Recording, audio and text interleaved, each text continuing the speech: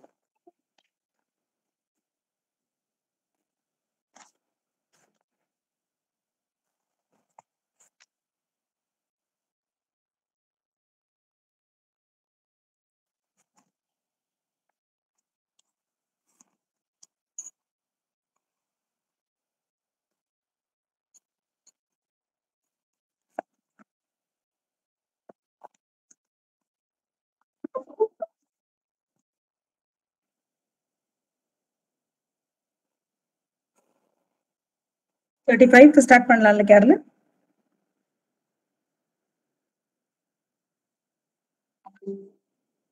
Start பண்ணலாம் ma'am, start பண்ணுங்க. Good evening friends. Sorry, நான் வந்து I have not made any PPT.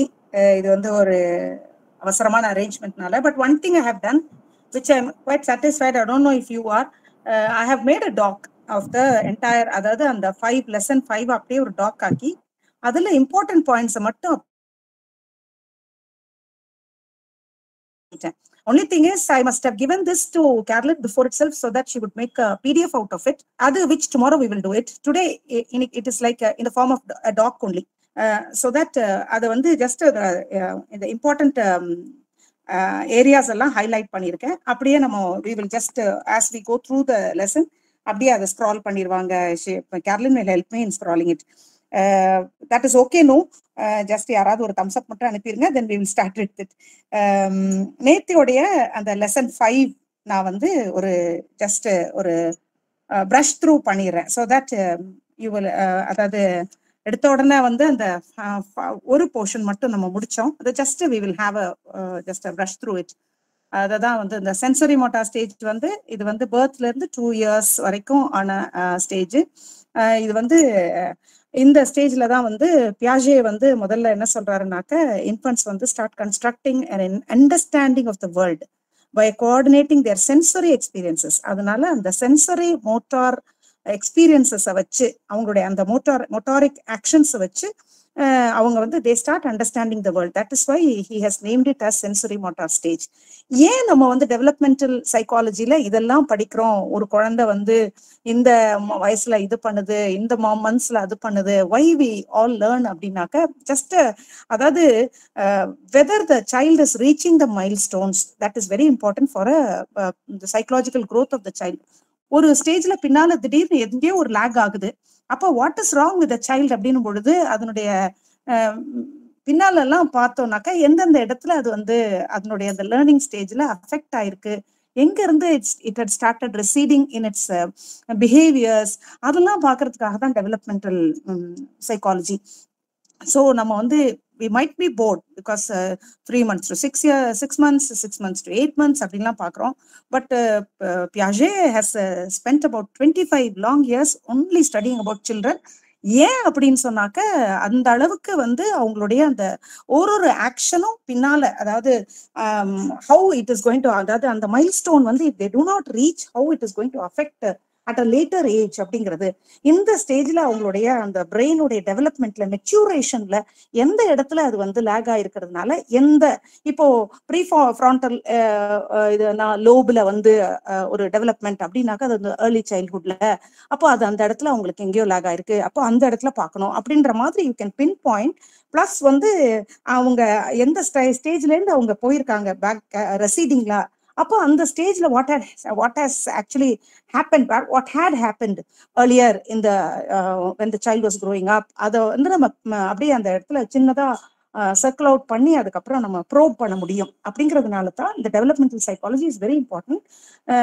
அதாவது அந்த லைஃப் ஸ்பேன் முழுக்க ஒரு ஏஜ்ல என்னெல்லாம் பண்ணுவாங்க அப்படின்றது நமக்கு தெரிஞ்சிருச்சுன்னா எங்கெல்லாம் lakh ஆகுறாங்கன்னு we will come to know about it. That is why.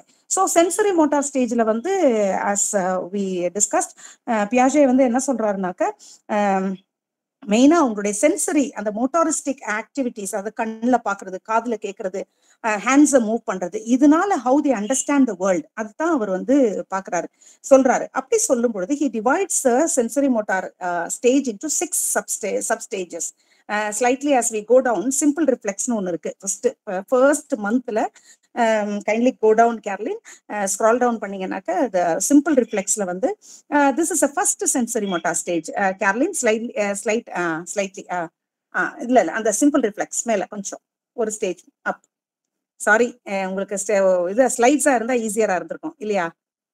Simple reflexes இது என்னன்னா இந்த ஃபர்ஸ்ட் ஸ்டேஜ். அது வந்து இது வந்து ஃபர்ஸ்ட் மந்த் ஆஃப்டர் பர்த். அது நான் கொஞ்சம் அப்படி பிளாக் பண்ணியிருப்பேன். எஸ், அது வந்து முதல் மாசத்துல குழந்தை வந்து அதனுடைய reflexive behaviours like routing, sucking reflexes அதெல்லாம் நம்ம பார்த்தோம் இல்லையா? அப்போ அது ஸ்டிமுலஸ் வச்சு அது லேர்ன் பண்ற ரிஃப்ளெக்ஸஸ் even without அது முதல்ல ரிஃப்ளெக்ஸை கத்துக்கிறது. soon after that, even without the stimulus, அந்த ரிஃப்ளெக்ஸஸ் அது தானா செய்யறதுக்கு கொஞ்சம் கொஞ்சமா it starts growing. இப்போ கணத்து பக்கத்துல கையை கொண்டு போய் வச்சாக்க தானா திரும்பி அதை சக் பண்ண ட்ரை பண்றது, ஹோல்டிங் திங்ஸ், இதெல்லாம் நம்ம ரிஃப்ளெக்ஸஸ்னு நேத்து படிச்சோம். அந்த ரிஃப்ளெக்ஸஸ் சிம்பிள் ரிஃப்ளெக்ஸஸ் வழியா slowly the child starts to practice on that. அதே ட்ரை பண்ணி நெக்ஸ்ட் அது அடுத்த ஸ்டேஜுக்கு, அது அடுத்த சப்ஸ்டேஜுக்கு அது மூவ் பண்ண ஆரம்பிக்குது. So next substage the first habits 1 to 4 months, first habits and primary circular reactions, அதுதான் அடுத்த ஸ்டேஜ். இதுல வந்து இதுதான் செகண்ட் சப்ஸ்டேஜா பியாஜே சொல்றாரு.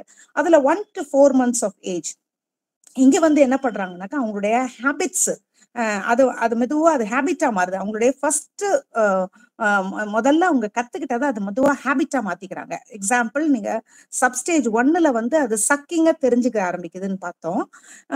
இப்போ வந்து என்ன பண்ணுதுன்னாக்க இந்த சப்ஸ்டேஜ் 2ல வந்து அந்த கையில அந்த பாட்டில குழந்தை வாயில வைக்காட்டி கூட அது அந்த சக்கிங் ஆக்ஷனை ரெப்படேட்டிவா திருப்பி செய்ய ஆரம்பிக்குது. That is how it learns to suck its fingers also slowly. கையை வைக்கிறது, அப்புறம் சும்மா எதையாவது நாக்குல கிடைக்கிறதெல்லாம் அந்த ஃபர்ஸ்ட் ட்ரை பண்றது, அதெல்லாம் எதனால ஆரம்பிக்குதுன்னா அந்த சக்கிங். அந்த ஃபர்ஸ்ட் ஸ்டேஜ்ல அந்த சப்ஸ்டேஜ்ல அது அந்த சக்கிங் பிராக்டிஸ். அந்த சைட்ல இப்படி கை வச்ச உடனே, கன்னத்துல கை வச்ச உடனே அப்படியே வாயை திறந்துட்டு அதுதான் வந்து பாட்டில் அப்படின்னு, பாட்டிலோட நிப்பிள் அப்படின்னு நினைச்சிட்டு திரும்புறது. அதுல இருந்து ரிப்பீட்டட் பிராக்டிஸ்ல இப்ப வந்து even when the bottle is not present, it is trying to suck and slowly அதனுடைய கையை உள்ள வச்சு வாயில வச்சு அது சக் பண்ண ஆரம்பிக்குது. ஸோ இது ரெண்டாவது, அது கிராஜுவலா இம்ப்ரூவ் ஆகுற செகண்ட் ஸ்டேஜ். தேர்ட் ஸ்டேஜ் வந்து செகண்டரி சர்க்குலர் ரியாக்ஷன்ஸ். அது வந்து தேர்ட் ஸ்டேஜ். அது வந்து 4 to 8 months ஆஃப் ஏஜ்ல. இந்த சப்ஸ்டேஜ்ல infant becomes more object oriented. அதாவது கையில என்ன கிடைக்குதோ அதை வச்சு அதை வாயில வைக்க ட்ரை பண்றது, அல்லது அதை அப்படி அசைக்கிறதுனால சின்ன நாய்ஸ் வருது, ஒரு ராட்டில் அது கையில கொடுத்தோம்னா அதை அசைக்கிறதுனால ஒரு சின்ன நாய்ஸ் வர்றதுனால அதுல ஃபேசினேட் ஆகி அதனால சின்ன சிம்பிள் ஆக்ஷன் செய்ய ஆரம்பிக்குது. அதே மாதிரி சின்னதா ஒரு வாய்ஸ் வாயில இருந்து அது விட பாக்குது, அது நல்லா இருக்கவும் it starts doing that same thing again and again. இது வந்து அதாவது அதனாலதான் சர்க்குலர் ரியாக்ஷன்ல கொண்டு வர்றாங்க. திருப்பி அதையே ட்ரை பண்ணி பார்க்கும்.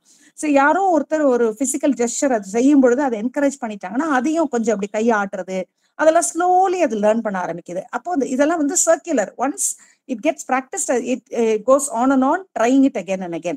அடுத்தது வந்து coordination of secondary circular reaction, அதுதான் fourth sensory motor substage.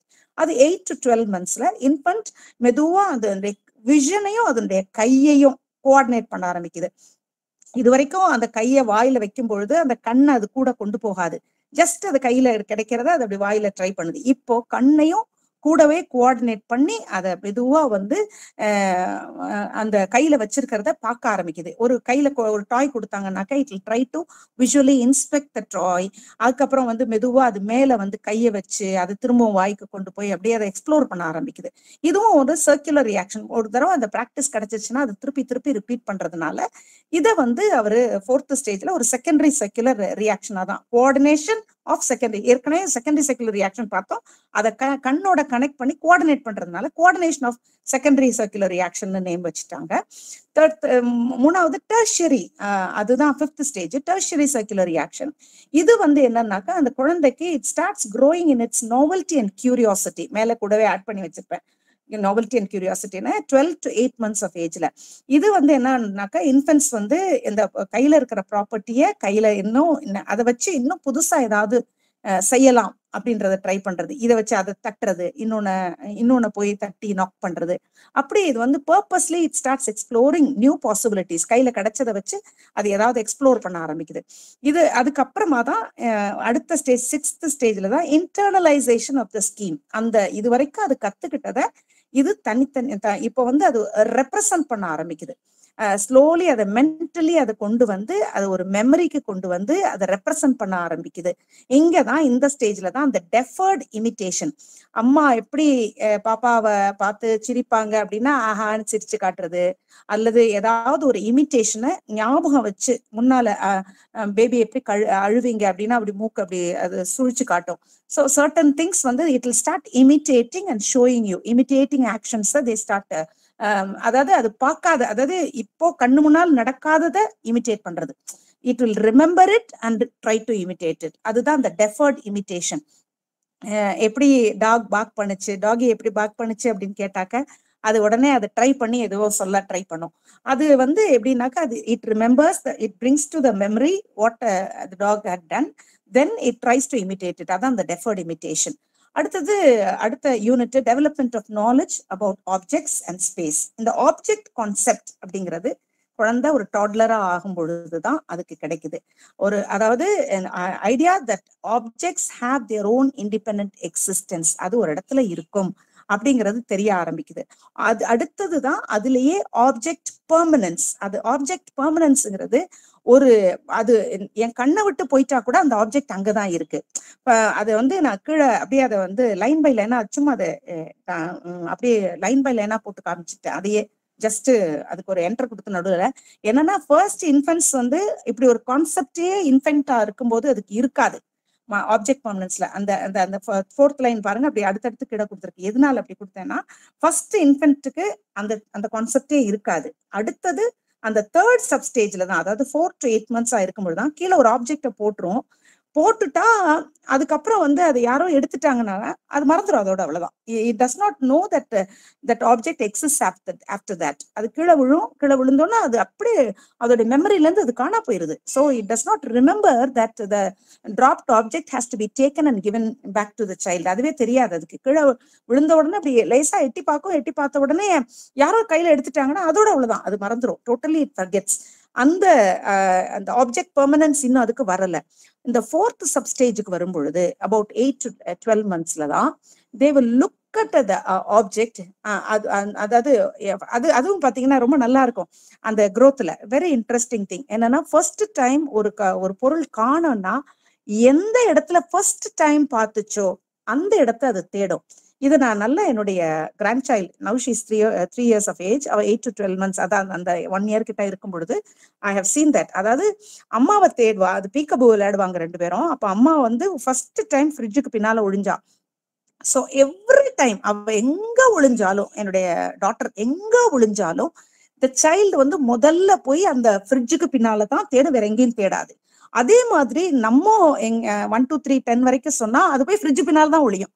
So அதுக்கு வந்து அந்த ஃபர்ஸ்ட் டைம் எங்க அம்மாவை பார்த்துச்சு அதுதான், எங்க அந்த பொருள் காணோம்னா அங்கதான் தேடும். So A not B error அப்படிங்கிறாரு பியாஜே. இதத்தான் A not B, ஏன்னா ஏல தான் பார்க்கும் அந்த பொருளை, அங்க ஏல பார்த்துச்சு, அதனால அது ஏல தான் கண்டினியூஸா தேடும். அந்த மாதிரி இருக்கிறதா first stage of remembering things. அந்த ஆப்ஜெக்ட பெர்மனன்டான ஆப்ஜெக்ட்னு லேர்ன் பண்றதுல இத்தனை ஸ்டேஜஸ் இருக்குது. ஃபர்ஸ்ட் அதுக்கு அப்படி ஒரு விஷயமே தெரியாம இருந்த குழந்தை கீழே விழுந்தா மறந்துடுற குழந்தை இப்ப எப்படின்னாக்கா ஃபர்ஸ்ட் எங்க பார்த்துச்சோ அந்த இடத்த ரிமெம்பர் பண்ண ஆரம்பிக்குது. இது 4th சப்ஸ்டேஜ்ல. 5th சப்ஸ்டேஜ் when the child is about 1 to 1.5 years என்ன பண்ணுதுன்னாக்கா இது இன்னும் இன்ட்ரெஸ்டிங்கா இருக்கும். இந்த பீக்கபூ விளையாடு பார்க்கும் பொழுதே தெரியும் கடைசியா எங்க பார்த்துச்சோ. அதாவது இப்போ கொஞ்ச நேரத்துக்கு முன்னால இந்த கேமை விளையாடும் பொழுது கடைசியா அம்மா எங்க ஒளிஞ்சிருந்தாங்க அந்த இடத்துல போய் கரெக்டா தேடும். அந்த மாதிரி அடுத்த ஸ்டேஜ் அந்த டெவலப்மெண்ட் வந்து how it has been design by God, that is wonderful thing. அது இந்த குழந்தை ஒவ்வொரு ஸ்டேஜ்ல வளரும் பொழுதும் அது என்ன அழகா அது வந்து அந்த கோஆர்டினேஷன் அடுத்தடுத்து வருதுங்கிறது. By the 6th substage, அதாவது by 1.5 years to 2 years object permanence fully achieve ஆயிருது. இப்போ A0B எரர்லாம் இருக்காது. அப்போ இப்போ ஒரு ஆப்ஜெக்ட்னா அந்த ஆப்ஜெக்ட் அம்மானா அம்மா வெளியே போயிட்டாலும் அம்மா வருவாங்க, ஷீ இஸ் தேர். அந்த முதல் அந்த இன்ஃபன்சி ஸ்டேஜ்ல வந்து அம்மா போயிட்டா அது ஏன் அப்படி ரொம்ப அழுது அப்படின்னா அம்மா அதோட அவ்வளவுதான் காணோம், அது இல்ல அப்படிங்கறது நினைக்கிறது. அதுக்கு தெரியல அம்மான்றது வந்து இப்ப விஷன்ல இருந்து இல்லைன்னா அம்மா இங்க இல்லவே இல்லை அப்படின்ற மாதிரி கன்க்ளூஷனுக்கு வருது. ஸ்லோலி இந்த ஆப்ஜெக்ட் பெர்மனன்ஸ் ஃபுல்லி அச்சீவ் ஆகுது 2 yearsல. டவுட் இல்லைல்ல, ஷால் ஐ ப்ரொசீட்? அப்படியே போலாம்ல. இது அடுத்தது வந்து ஈகோசென்ட்ரிக். இதுல வந்து ஈகோசென்ட்ரிக்னு இன்னொரு விஷயம். இந்த ஈகோசென்ட்ரிக் என்னன்னாக்க குழந்தை வந்து சின்னதா இருக்கும் பொழுது தன்னை மட்டும் பற்றித்தான் அதுக்கு தெரியும். அது வந்து it is designed like that. அதாவது செல்ஃப் சென்டர்டா இருக்கும். அதுக்கு இன்னொரு பாயிண்ட் ஆஃப் வியூ, அடுத்தவங்க அவங்களுக்கு ஒரு பாயிண்ட் ஆஃப் வியூ இருக்குதுங்கிறது அதுக்கு அந்த மெச்சூரிட்டி அதுக்கு இல்லை. So the child does not know that there is another view other than the child's own view. இதுதான் வந்து இந்த ஈகோ சென்ட்ரிக்ங்கிறது. Self centred. செல்ஃப் சென்டர்ட்னா it is not selfish, but it is அப்போ டிசைன்ட், அது அதோடைய பிரெயினுடைய வளர்ச்சியில that much only it can understand. So அதனுடைய பெர்ஸ்பெக்டிவ் மட்டும்தான் அதுக்கு தெரியும். அடுத்தது ஆப்ஜெக்ட்ஸ் இன் ஸ்பேஸ். இந்த ஆப்ஜெக்ட்ஸ் இன் ஸ்பேஸ் வந்து இதுவும் வந்து இந்த இது வந்து இந்த ஈகோ சென்ட்ரிசிசம்ல இருந்து நம்ம கொஞ்சம் கொஞ்சமா நம்ம குறைய ஆரம்பிக்கும் பொழுது, அதாவது as the child grows only இந்த objects are there in space அப்படிங்கிறது புரிய ஆரம்பிக்கும். ஏன்னா தன்னை பத்தி தன்னை அதுக்கு ரிலேட்டடான திங்ஸ் மட்டும்தான், அந்த அது நகர்ற திங்ஸ் இடத்துக்கிட்ட இருக்கிற திங்ஸை மட்டும் பார்த்து அது வளர்ற குழந்தை ஸ்லோலி அது அந்த இடத்த விட்டுட்டு வந்தாலும் அந்த இடத்துல அந்த அந்த ஆப்ஜெக்ட் இருக்கும் அப்படிங்கறது புரிய ஆரம்பிக்கும் போதுதான் இன்னொரு வியூ இருக்குங்கிறதும் கிராஜுவலா வளர ஆரம்பிக்குது அதுக்குள்ளார. அதனால இது ரெண்டும் interconnected. So objects in space அடுத்து இது it is a beginning of gradual decline of ஈகோசென்ட்ரிசிசம்னு பியாஜே சொல்றாரு. இது ஓகே தானே? அடுத்தது we are going to move on to language development. Language டெவலப்மெண்ட்னாக்க லாங்குவேஜ்னா as we all know it is a communication system to communicate our needs or feelings or ideas to others. இப்போ வந்து இதுக்கு வந்து குழந்தை எப்படி கத்துக்க ஆரம்பிக்குது அப்படின்னாக்க வந்து ஃபர்ஸ்ட் வந்து crying is the language for the baby. முதல்ல இட் ஸ்டார்ட்ஸ் கிரையிங். அதுதான் அதனுடைய ஒன்லி மீன்ஸ் ஆஃப் கம்யூனிகேஷன். அப்போ அது வந்து அந்த அது அப்போ கிரையிங்ல இருந்து ஆரம்பிச்சு கிராஜுவலா அது வந்து அடுத்தடுத்த ஸ்டேஜுக்கு போகுது. ஃபர்ஸ்ட் கிரையிங், தென் கூயிங். கூயிங்கிறது அடுத்து அது சின்ன சின்ன நாய்ஸஸ் மேக் பண்றது, பேப்லிங் சின்ன சின்ன உளறல் பண்றது, தென் ஆக்சிடென்டலா ஒரு இமிட்டேஷன், யாரோ பேசினதை இமிட்டேட் பண்ணது, அதுக்கப்புறம் அது டெலிபரேட்டா இமிட்டேட் பண்றது, அப்புறம் ஸ்லோலி அந்த சவுண்ட்ஸை லேர்ன் பண்றது. This is how the language gets developed. நான் வந்து இங்க உங்களுக்கு டென்த் ரெஸ்பான்ஸ் வராததுனால I just assume that you are comfortable with what we are going up. இந்த ஸ்பீடும் அந்த இதுவும் புரியுதுன்னு நினைக்கிறேன். ஏர்லி வோக்கலைசேஷன் வந்து எந்தெந்த ஸ்டேஜ்ல இருந்து குழந்தை என்னென்ன கத்துக்க ஆரம்பிக்குதுன்னு அடுத்த சப்ஹெட்டிங். இது வந்து கிரையிங் தான் முதல்ல பேபியோடைய ஒன்லி மீன்ஸ் ஆஃப் கம்யூனிகேஷன் முதல்ல சொன்னேன். அதனால அந்த குழந்தை என்ன செய்யுதுன்னா தன்னுடைய விருப்பத்தை தெரிவிக்கிறதுக்கு different pitch, different pattern, different இன்டென்சிட்டியில தன்னுடைய ஹங்கரையோ ஸ்லீப்பினஸையோ ஆங்கரையோ அல்லது அதனுடைய இமோஷன்ஸையோ டிஸ்கம்ஃபர்ட்டையோ அல்லது இன்னும் என்னெல்லாம் அதுக்கு சொல்லணுமோ தன்னுடைய பெயினை சொல்லணுமோ அல்லது வந்து வயிறு வலியோ அல்லது வேற ஏதாவது பெயினோ அல்லது வேற என்னவா இருந்தாலும் அதை எப்படி கன்வே பண்ணுதுன்னாக்க குழந்தை விதவிதமான கிரையிங்ல விதவிதமான பிக்சர்ஸ்ல, அது நெக்ஸ்ட் நம்ம அதை பத்தி என்னென்ன கிரைன்றதை பார்ப்போம். இப்போ வந்து அது என்னன்னா அது different pitch, different pattern, different intensity. அவங்களுடைய விருப்பத்தை தெரிவிக்க ஆரம்பிக்கிறாங்க. பிட்வீன் 6 weeks and 3 months குழந்தை மெதுவா ஃபர்ஸ்ட் வெவல்ல அந்த ஒரு சவுண்ட் கொடுக்குது. ஒரு அந்த கூயிங் சவுண்ட் ஆரம்பிச்சிருச்சுன்னா it is very very happy. ஸ்கூயிங், gurgling and making vowel sounds இதெல்லாம் வந்து அது பண்ண ஆரம்பிக்கும் பொழுதே அதை பார்த்து அப்ரிஷியேட் பண்றவங்க பக்கத்துல இருந்தால் இட் டெவலப்ஸ். அது அதர்வைஸ் அது வந்து கொஞ்சம் ஸ்லோ டவுன் ஆகும். அப்போ அதுக்கப்புறம் 3 to 6 monthsல பேபிஸ் வந்து ஸ்லோவா ஸ்பீச் சவுண்ட்ஸ்ல அதுவே விளையாட ஆரம்பிக்குது. அதாவது அதுவே பக்கத்துல இருக்கிற பீப்புள் மேக் பண்ற சின்ன சின்ன அதால புரிஞ்சுக்க கூடிய வாய்ஸஸ் அந்த சிலபிள்ஸ இதுவும் ட்ரை பண்ணி மேட்ச் பண்ணி அது என்ன காதுல கேக்குதோ அதை மெதுவா அது ரெப்ளிகேட் பண்ண ஆரம்பிக்குது. அதுதான் கொஞ்சம் கொஞ்சமா அது பேப்லிங்கா மாறுது. அது அப்போ வந்து ஃபர்ஸ்ட் அது மாமா, சாச்சா அல்லது தாத்தா அல்லது பாப்பா ஏதாவது சொல்லுதுன்னா அது 6 to 10 months of ageல. ஆனா அந்த babies first word is just accidentally it becomes a first word. நம்ம சிலர் நினைப்பாங்க இல்ல அம்மாவை பிடிச்சதுனாலதான் அம்மா மாமான்னு மம்மான்னு முதல்ல சொல்லுது, டாடா பிடிச்சதுனாலதான் டாடான்னு ஃபர்ஸ்ட் சொல்லுது, பாப்பான்னு சொல்லுது அப்படிலாம் சொல்லுவாங்க. No, it is just accidental imitation of language. It is just accidental. What it has heard and what it can do with its mouth. அது ரெண்டும் இருக்கு. அந்த ரெண்டையும் வச்சு அது பண்ண ஆரம்பிக்குது. ஆனா 9 to 10 monthsல டெலிபரேட் இமிட்டேஷன்ஸ் ஆரம்பிக்குது. சவுண்ட் யாரோ ஒருத்தர் மேக் பண்ற சவுண்ட டெலிபரேட்டா அதுவும் ட்ரை பண்ணி without understanding the meaning of it it tries to replicate it. அப்போ அதுக்கப்புறம் வந்து அது பர்டிகுலரா அந்த நேட்டிவ் லாங்குவேஜ்ல அது கொஞ்சம் ஸ்கில்டா ஆகுது அந்த அந்த அந்த மாதிரி ரிப்பீட் பண்றது. பிகாஸ் அதுதான் அது அடிக்கடி கேட்கிற விஷயம். அதனால அதுல இருந்து சிம்பிளரா இருக்கிற வார்த்தைகளை மோனோசிலபிள்ஸா அது கொஞ்சம் கொஞ்சமா அதை ரெப்ளிகேட் பண்ண ஆரம்பிக்குது. அபவுட் 9 to 10 months வந்து அது வந்து நல்லாவே சவுண்டை ரெப்ளிகேட் பண்றது ஆரம்பிக்குது. இதே சமயத்துல நம்ம ரெக்கக்னைசிங் த லாங்குவேஜ் சவுண்ட்ஸ் அதுவும் நமக்கு ரொம்ப முக்கியம். How it is understanding the sounds அது வந்து 6 months of ஏஜ்ல அடுத்த சைட் ஹெட்டிங் அது வந்து பேபிஸ் வந்து தே ரெக்கக்னைஸ் த பேசிக் சவுண்ட்ஸ். அதாவது நீங்க வந்து ஒரு அந்த நேட்டிவ் லாங்குவேஜ்ல பேசிக் சவுண்ட்ஸா நீங்க என்னென்ன மேக் பண்றீங்களோ அதை வந்து மெதுவா புரிஞ்சுக்கிறது மட்டும் இல்ல, it also adjust to understand the slight differences in each way a different person speaks. அதாவது இப்ப ஒரே வார்த்தைய நான் ஒரு மாதிரி ப்ரொனவுன்ஸ் பண்ணுவேன், இன்னொருத்தர் அந்த குழந்தைகிட்ட வந்து பேசுற அங்கிளோ அப்பாவோ மம்மாவோ வேற ஒரு மாதிரி சொல்லுவாங்க.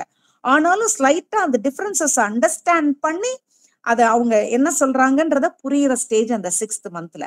அதை மம்மான்னு அம்மா சொல்லி மம்மா சொல்லு மம்மா சொல்லுன்றது அம்மா மம்மான்னு சொல்லுவாங்க, அப்பா அம்மா அம்மா அப்படின்வாங்க.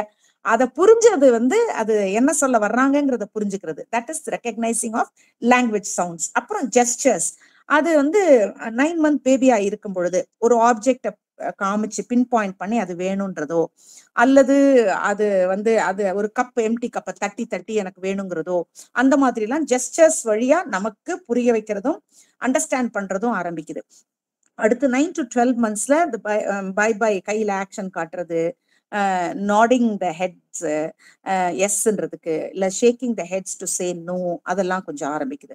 தென் பை அபவுட் 13 monthsல இன்ஃபென்ட்ஸ் மெதுவா அவங்களுடைய ரெப்ரசன்டேஷனல் ஜெஸ்டர்ல இன்னும் கொஞ்சம் ஜாஸ்தியா, அதாவது தண்ணி வேணும் அப்படிங்கிறத காட்டுறதுக்கு, அடுத்தது வந்து இன்னும் கொஞ்சம் வந்து அம்மா தூக்கணுங்கிறத காட்டுறது, இப்படி சின்ன சின்ன சிம்பாலிக் ஜெஸ்டர்ஸ்ல முதல்ல அது க்ரோ ஆறாங்க. அடுத்தது ஃபர்ஸ்ட் வேர்ட்ஸ், முதல் வேர்டு லிங்குவிஸ்டிக் ஸ்பீச்சஸ்ல முதல்ல வந்து பாய் வந்து ஃபர்ஸ்ட் வேர்டை வந்து சம்வேர் அரௌண்ட் 10 to 14 monthsங்கிறாங்க. கேர்ள்ஸ் ஆர் ஃபாஸ்டர், அதனாலதான் நான் பிராக்கெட்ல போட்டேன், அவங்க போடவே இல்லை.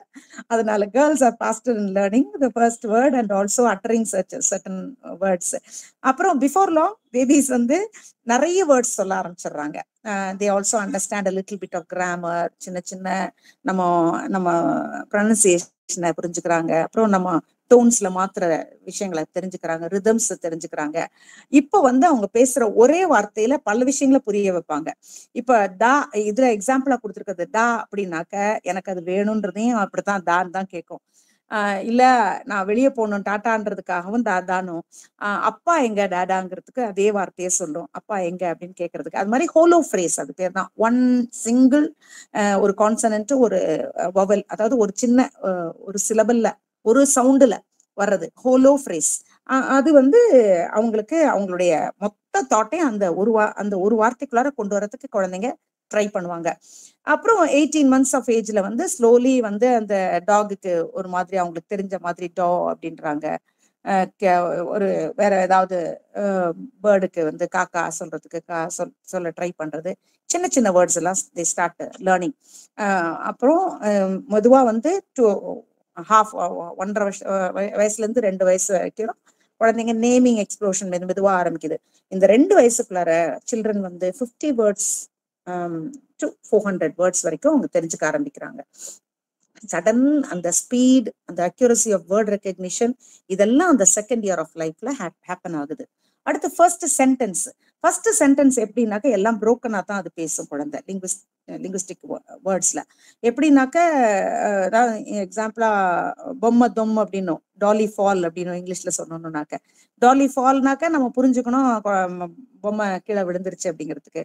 அப்படி சின்ன சின்ன வேர்ட்ஸ் வித்தவுட் எனி கிராமட்டிக்கல் இது அந்த அது கீழே ஒரு எக்ஸாம்பிள் கொடுத்துருக்காங்க. தாமா த்வீப் அப்படின்னாக்கா grandma is sweeping the floor. அது சின்னதா தன்னுடைய சின்ன ப்ரீலிங்குவிஸ்டிக் ஸ்பீச்ல எப்படியோ கன்வே பண்றதுக்கு அது ட்ரை பண்ணுது அப்படிங்கிறது. சம்வேர் அரௌண்ட் 20 to 30 monthsல நல்ல இன்க்ரீசிங் காம்பிட்டன்ஸ் காட்டுது. சின்ன சின்ன வார்த்தைகள் எல்லாம் பேச ஆரம்பிக்குது, சென்டென்சஸ்லாம் அது பேச ஆரம்பிச்சிருது. குட்டி குட்டி சென்டென்சஸ், பட் அதுல கிராமட்டிக்கல் எரர் அதான் ஆஸ் யூஷுவல் அதுல வந்து. ஆனா பெரிய ஆச்சரியம் அதுல சின்ன இதுல மேல போட்டேன், கீழே வச்சேன், அப்புறம் அண்ட் தென் அல்லது பட், அதெல்லாம் அவங்க கொஞ்சம் கொஞ்சமா அவங்க கிராஜுவலா புரிஞ்சுக்க ஆரம்பிக்கிறாங்க. அப்புறம் இமோஷன்ஸ் வந்து பேசிக் இமோஷன்ஸ் வந்து அவங்க முதல்ல பேபியா இருக்கும் பொழுது சேட்னஸ், ஜாய், ஃபியர், இது 3 தான் முதல்ல காமிச்சிருப்பாங்க. ஃபியரை எப்படி காமிக்கிறாங்க? கிராஜுவலி as a child grows-னாக்க ஒரு ஃபாஸ்டர் ஹார்ட் பீட் அவங்களுக்குள்ளார படன்னு அந்த யூ கேன் ஃபீல் இட். அது வந்து அவங்களுடைய ஃபியரை காட்டுற, அது as a child grows கொஞ்சம் ஒரு 3 to 4 months ஆகும்போது அந்த ஃபியர் வந்து ஃபாஸ்டர் ஹார்ட் பீட்ல பார்க்க முடியும். அப்புறம் வந்து ஒரு அவங்களுடைய இன்னொன்னு அவங்களுடைய சர்ப்ரைஸை காட்டுறதுக்கு, ஒரு இன்ட்ரெஸ்டை காட்டுறதுக்கு, எக்ஸைட்மெண்ட்டை காட்டுறதுக்கு, அதுக்கெல்லாம் அவங்க ட்ரை பண்ண ஆரம்பிக்கிறாங்க. அது வந்து ஆஸ் எ சைல்ட் க்ரோஸ் அது ஒன்னொன்னா காமிக்க ஆரம்பிக்கிறாங்க. அதுக்கப்புறம் அந்த இமோஷன்ஸை எப்படி வெளிப்படுத்துறாங்க, ஃபர்ஸ்ட் சைன்ஸ் ஆஃப் இமோஷன்ஸ் அது என்னன்னா, நியூ பார்ன்ஸ் பொதுவா வந்து when they are unhappy they make piercing cries, சத்தமா கூப்பிட கத்த ஆரம்பிக்கும்.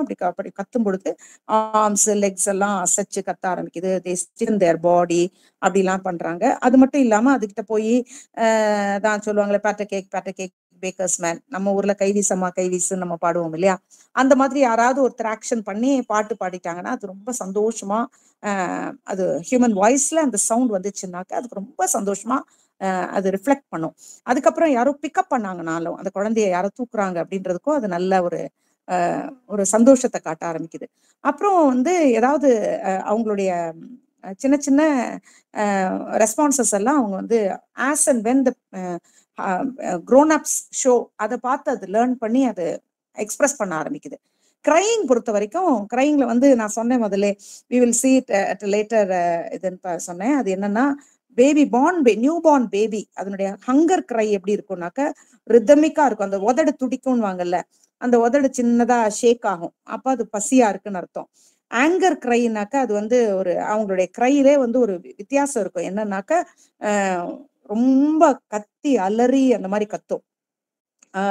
பெயின் கிரையிலனாக்க என்னன்னாக்க மூச்சை அடக்கிட்டு கத்தும். அது வந்து இந்த ஹோல்டிங் இட்ஸ் பிரெத் அது கத்துறத பார்க்கலாம். இது வந்து இதுவே வந்து ஃப்ரஸ்ட்ரேஷன்ல அழுதுச்சுன்னு சொன்னாக்க அது வந்து என்ன பண்ணுனாக்க அதுல பிரெத் ஹோல்டிங் இருக்காது, ஆனா ப்ரொலாங்டா இருக்கும். எரிச்சல்ல கத்துச்சுன்னு சொன்னாக்க with no prolonged breath holding, அதாவது மூச்சு பிடிச்சிட்டு இருக்காது, ஆனா 2 or 3 drawn out cries, பெருசா கத்தும், ஆனா அதுல ஹோல்டிங் அந்த பிரெத் இருக்காது. இதெல்லாம் தான் சின்ன சின்ன variations of the newborn babies cries. அதை வச்சு அதனுடைய இது இல்லாம அந்த ஸ்லீப் கிரைன்னு வாங்க, டர்ட்டி டயப்பர் கிரைன்னு வாங்க. அந்த ஸ்லீப் கிரை வந்து கொஞ்சம் யானிங்கோட சேர்த்து அழும். அப்புறம் டர்ட்டி டயப்பர் கிரை வந்து கொஞ்சம் இரிட்டேஷனை காமிச்சிட்டு அழும். அப்புறம் அது போல நான் இந்த இடத்துல இந்த இமோஷன்ஸை பத்தி சொல்லும் பொழுது ஐ ஃபர்காட் ஒன் திங். சின்ன சின்ன இமோஷன்ஸ் அந்த நியூபார்ன் பேபி வந்து காட்டும். எப்படின்னாக்க when it wants to pass out, அதாவது எக்ஸ்கிரீஷன்னாக்கா அதுக்கு ஒரு விதமான ஃபேஷியல் எக்ஸ்பிரஷனை காட்டும். அதுக்கப்புறம் வந்து அதுக்கு பசிக்கு அப்புறம் அதுக்கு தனக்கு பசி வந்து தீரப்போகுது, அதாவது somebody is going to attend to it அப்படின்னா அதுக்கு ஒரு urge of cry கொடுக்கும். அம்மா பக்கத்துல வந்துட்டாங்கன்னா அதுக்கு வேற மாதிரி ஒரு விதமான எக்ஸ்பிரஷனும் ஒரு அவசரமும் காட்டும். இதெல்லாம் வந்து how the child shows its emotion that it is growing அப்படிங்கிறது. அடுத்து ஸ்மைலிங் அண்ட் லாஃபிங்ல தூங்கும் பொழுது குழந்தை சப்கார்டிக்கல் நர்வஸ் சிஸ்டம் ஆக்டிவிட்டினால தான் குழந்தை தூக்கத்துல சிரிக்குது. இது வந்து இன்வாலண்டரி ஸ்மைல்.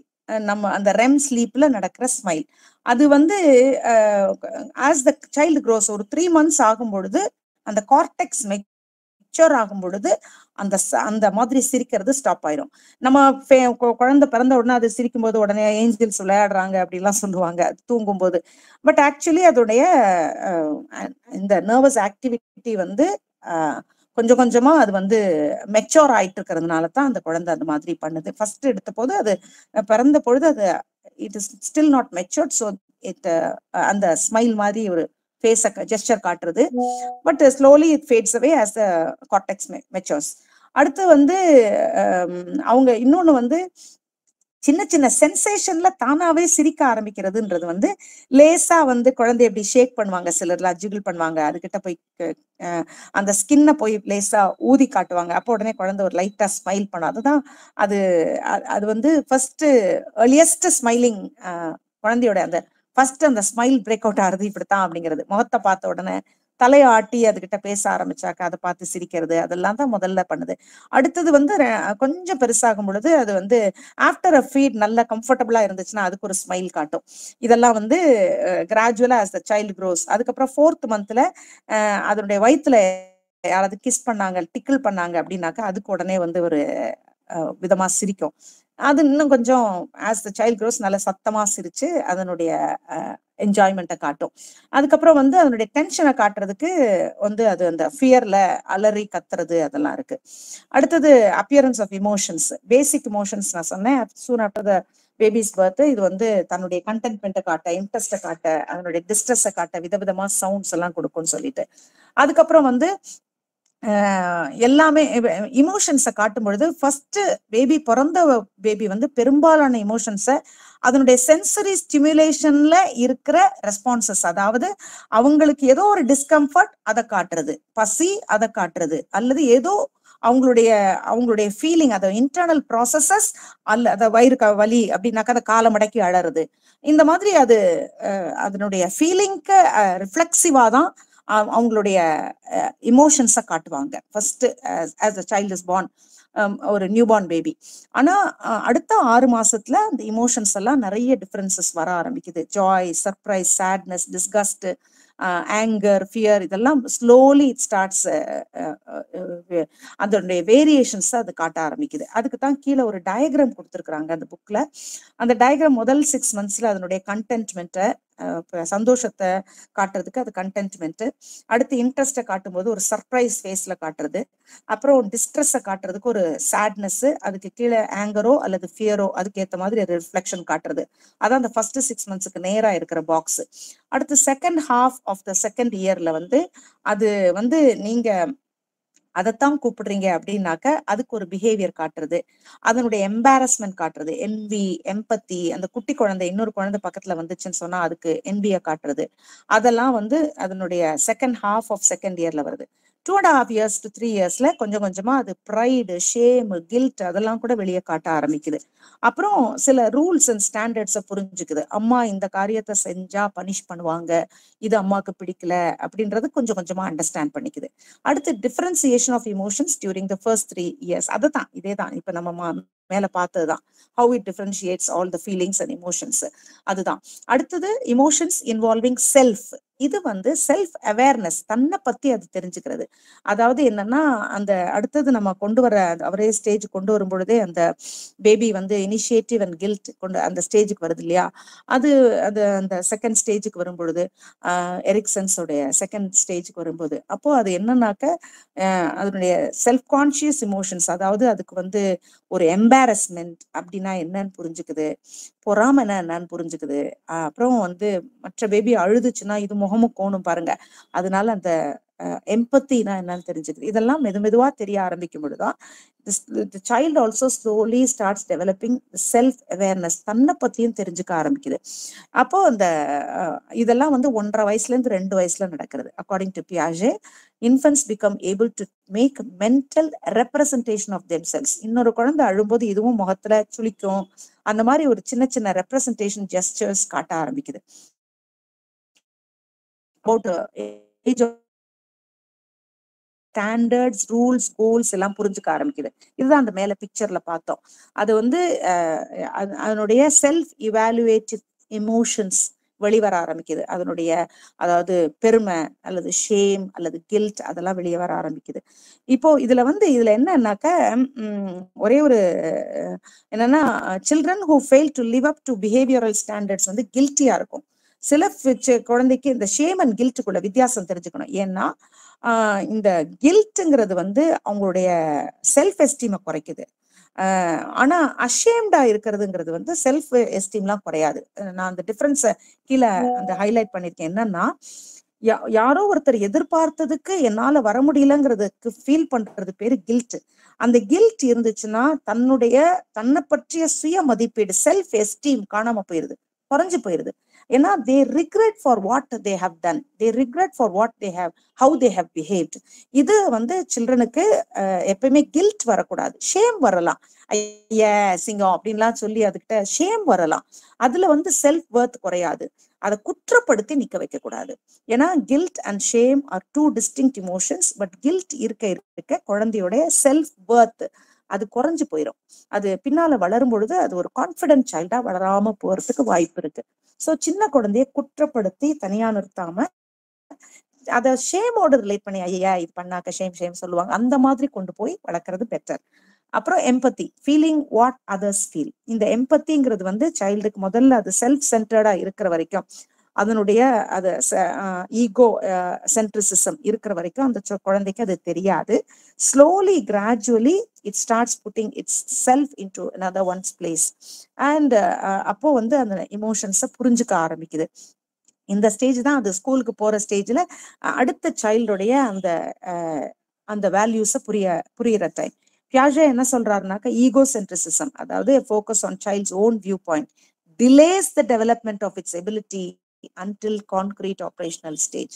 இந்த கான்கிரீட் ஆபரேஷனல் ஸ்டேஜ்ங்கிறதே ஈகோ சென்ட்ரிசம் காணா போகும் பொழுதுதான் வரும். அதனாலதான் அந்த கான்கிரீட் ஆபரேஷனல் ஸ்டேஜ்னே அவர் பேர் வைக்கிறாரு. ஏன்னா அதுக்கு பிறகுதான் exact operational stage of the mental growth உண்டாகுது.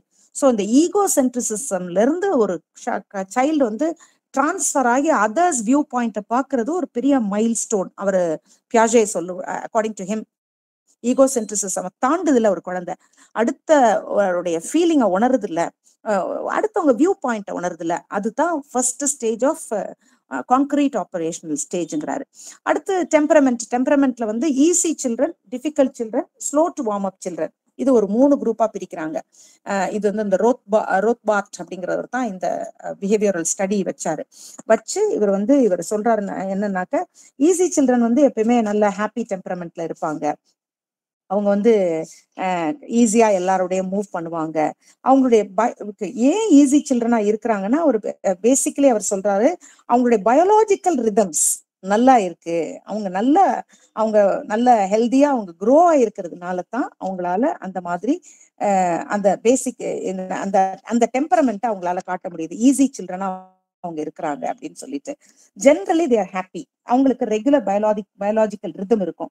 They are in readiness to accept new experiences. இது 40% ஆஃப் த சில்ட்ரன் இந்த மாதிரி ஒரு ஈஸி சில்ட்ரனா இருப்பாங்க. டிஃபிகல்ட் சில்ட்ரன் இவங்களுக்கு வந்து எப்ப பார்த்தாலும் எரிச்சலா இருப்பாங்க. அவங்களுக்கு பயாலஜிக்கல் சிஸ்டமே இர்ரெகுலரா இருக்கும். இன்டென்ஸ் இமோஷனல் ரெஸ்பான்சஸ் கொடுப்பாங்க. இது மொத்த of all total children 10% of the children are like that அப்படிங்கிறாங்க. Slow to warm up children வந்து இவங்கெல்லாம் மைல்டு டெம்பரமெண்ட்ல இருக்கிறவங்க. எப்பயுமே எதுவும் புதுசா யாரையாவது பார்த்து பழகணும்னா ரொம்ப தயக்கம் காட்டி பின்னால போயிடுவாங்க. இப்படிப்பட்டவங்க 15%. அப்போ பாக்கி 65 இப்ப பார்த்தா 40% நான் சொன்னேன் ஈஸி சில்ட்ரன். டிஃபிகல்ட் சில்ட்ரன் அப்படின்றவங்க 10% சொன்னேன். Slow to warm up children வந்து 15% சொன்னேன். அப்ப டோட்டலா 65% தான் வருது. பாக்கி 35% எங்க போச்சு? பாக்கி 35% of children exhibit a mix of these இந்த 3. இந்த 3லயும் இதுவும் ஈஸியும் டிஃபிகல்ட்டும் கலந்தவங்க, டிஃபிகல்ட்டும் ஸ்லோ டு வார்ம் அப்பும் கலந்தவங்க, இப்படி மிக்ஸ் ஆஃப் இந்த கிளாசிபிகேஷன்ஸ்ல இருக்கிறவங்க தான். குட்னஸ் டு ஃபிட்ங்கிறது தனி கேட்டகரி. குட்னஸ் டு ஃபிட் வந்து இதுக்கும் இந்த 3 கிளாசிபிகேஷன் கூட அவங்க போட்டுட்டாங்க. அதனால நம்ம we should not think that it is one more classification. நம்ம கிளாசிபிகேஷன்ல 3 தான். Easy children, difficult children, slow to warm up children. அதுதான். குட்னஸ் டு ஃபிட் வந்து அடுத்தது வந்து ஒரு இது வந்து key, it is a key factor for appropriateness for children to have a good temperament. அப்படித்தான். அது என்னன்னாக்க child that is shaped by the interaction between children's own characteristics and environments, அவங்க நல்லா இருப்பாங்க அப்படிங்கிறது தான். அப்போ வந்து இப்ப பொதுவா டெம்பரமெண்ட்ங்கிறது பெரும்பாலும் லார்ஜ்லி இன்பார்ன் தாங்க. வந்து ப்ராப்ளி அவங்களுடைய ஹெரிடிட்டரியா இருக்கலாம், அல்லது வேற அதர் கன்சிடரேஷன்ஸ் இருக்கலாம். பட் நார்மலா டெம்பரமெண்ட் அப்படிங்கிறது வந்து அவங்களுடைய inborn characters தான். வந்து அப்புறம் வந்து it is very crucial to remember that these categories of every child is very unique. ஏன்னா நம்ம மனுஷங்களுக்கு வந்து டெம்பரமெண்ட் பார்ப்போம். இந்த சாங்குயின், மெலங்காலி கேள்விப்பட்டிருப்பீங்கன்னு நினைக்கிறேன். அப்புறம் இன்னொரு 4 கேரக்டர்ஸ் இருக்கும். I don't know if somebody can help me with that. 4 temperament எல்லா அடல்ட்ஸையும் டிவைட் பண்ணுவாங்க. சாங்குயின், மெலங்காலிக், பிளிக்மேட்டிக், இன்னும் ஒண்ணு இருக்கு. there are 4 categories. அது மாதிரி இல்லை. பேபி சில்ட்ரனுக்கு வந்து 3 கேட்டகரிஸ் தான். Easy children, difficult children, slow to warm up children. இந்த கேட்டகரிஸ் தான். இந்த சைல்டோட டெம்பரமெண்ட்டை பெரியவங்க புரிஞ்சுக்கிட்டு they have to understand the child's need and develop appropriate strategies to support their development. அதை விட்டுட்டு நீயே அவங்கள மாதிரி அந்த குழந்தை மாதிரி நீ எப்படின்னு புஷ் பண்ணுவாங்க. நீயும் போ அதை கிராஜுவலா என்கரேஜ் பண்ணி தான் அதை கொண்டு வரணும். சில சில்ட்ரன் வந்து ஸ்லோ டு வார்ம் அப்பா இருப்பாங்கன்னாக்க அவங்கள கிராஜுவலா அவங்கள அவுட் ஸ்போக்கனா பேரண்ட்ஸ் கைட் பண்ணி ஹெல்ப் பண்ணணுமே ஒழிய you should not push them into one group. அதை புஷ் பண்ணும்போது குழந்தை வந்து இன்னும் அந்த இன்ஹிபிஷனை ஜாஸ்தி ஆக்கிக்கும். இதுதான் வந்து அந்த Caspi and Silva they have studied about 1000 சில்ட்ரனை வச்சு அவங்க பண்ணது. அவங்க நிறைய சொல்றாங்க. அவங்க நிறைய சொல்லும்போது டெம்பரமெண்ட்டை வந்து ஒரு 5 கிளாசிஃபை பண்ணுவாங்க. அது வந்து that is not there in our book. But நார்மலா என்னன்னா இதுல தெரிஞ்சுக்கிறது வந்து டெம்பரமெண்டல் பேட்டர்ன்ஸ்ல இந்த 3 இருக்கு. children should not be pushed from one to another. They should be gradually according to their needs. They have to be helped to come out of their inhibitions. அத வந்து support system நல்லா இருக்கணும். Parents should understand their need and develop appropriate strategies. That is important. அவங்களுடைய இது வந்து ஒரு trait மாதிரி அவங்களுக்கு அது வந்து அவங்க கிட்ட இருக்கு. அதை வந்து மெதுவா தான் வந்து நம்ம வந்து சேஞ்ச் பண்ணணும்னு நீங்க நினைச்சீங்கன்னா சேஞ்ச் பண்ணலாம். அதர்வைஸ் வந்து பிள்ளைங்க வந்து அதுலயே ஒரு மாதிரி ஒரு இன்ஹிபிஷன் மாதிரி அவங்களுக்கு வந்துடும். That is it. இதுதான் அந்த டெம்பரமெண்ட் ஸ்டெபிலிட்டி அவர் சொல்லியிருக்காருன்னு நினைக்கிறேன். கீழே இருக்கிறது அவங்க இவ்வளவு எலாபரேட்டாலாம் சொல்லல. நேச்சுரலி இட்ஸ் லார்ஜ்லி இன்பார்ன் மட்டும் சொல்லியிருக்காங்க. அடுத்து எரிக்சனுடைய ட்ரஸ்ட் வர்சஸ், ஏன்னா நம்ம எல்லா விஷயத்திலுமே பியாஜே என்ன சொல்றாரு, குழந்தை வளர்றதுல எரிக்சனுடைய ஸ்டேஜ் என்ன அப்படின்னு யூஸ்வலா பாக்குறது தான் நமக்கு கரெக்டா இருக்கும். பிகாஸ் 2 பேரும் 2 ஆங்கிள்ஸ்ல அவங்க வந்து அழகா ஸ்டடி பண்ணியிருக்கிறாங்க. ஸோ 2 ஸ்டேஜ்லயுமே குழந்தை வந்து ஃபிட் ஆகுது. ஏன்னா அவங்க கொண்டு வர்ற அவங்க ஸ்டடீஸ் வந்து அத்தனையா பியூட்டிஃபுல்லா இருக்குது. இப்போ எரிக்சன் ஸ்டேஜ்ல வந்து இவர் 2வது ஸ்டேஜ் அந்த ட்ரஸ்ட் அந்த ட்ரஸ்ட் அண்ட் மிஸ்ட்ரஸ்ட் அந்த ஸ்டேஜுக்குள்ளார இருந்து அந்த குழந்தை டிரான்சிஷன் மெதுவா வந்து அவங்க அடுத்த ஸ்டேஜுக்கு வந்து அந்த ஷேம் அண்ட் என்னது what is that auto something ஆட்டோமேட்டிக்கா அந்த ஸ்டேஜ் 2வது எரிக்சன் செகண்ட் மறந்து போச்சு எனக்கு. யாராவது ஹெல்ப் பண்ணுங்களேன். எரிக்சனுடைய 2வது stage. Sorry I have not also like சட்டுன்னு எனக்கு மைண்ட்ல வர மாட்டேங்குது. சரி பரவாயில்ல, நம்ம அப்படி பரவாயில்லன்னு விட்டோம்னு வைங்களேன், நமக்கு அந்த கண்டினியூட்டி போயிருக்கு, பயமா இருக்கு. அதனாலதான் நான் வந்து Erikson second stage. Does anybody remember?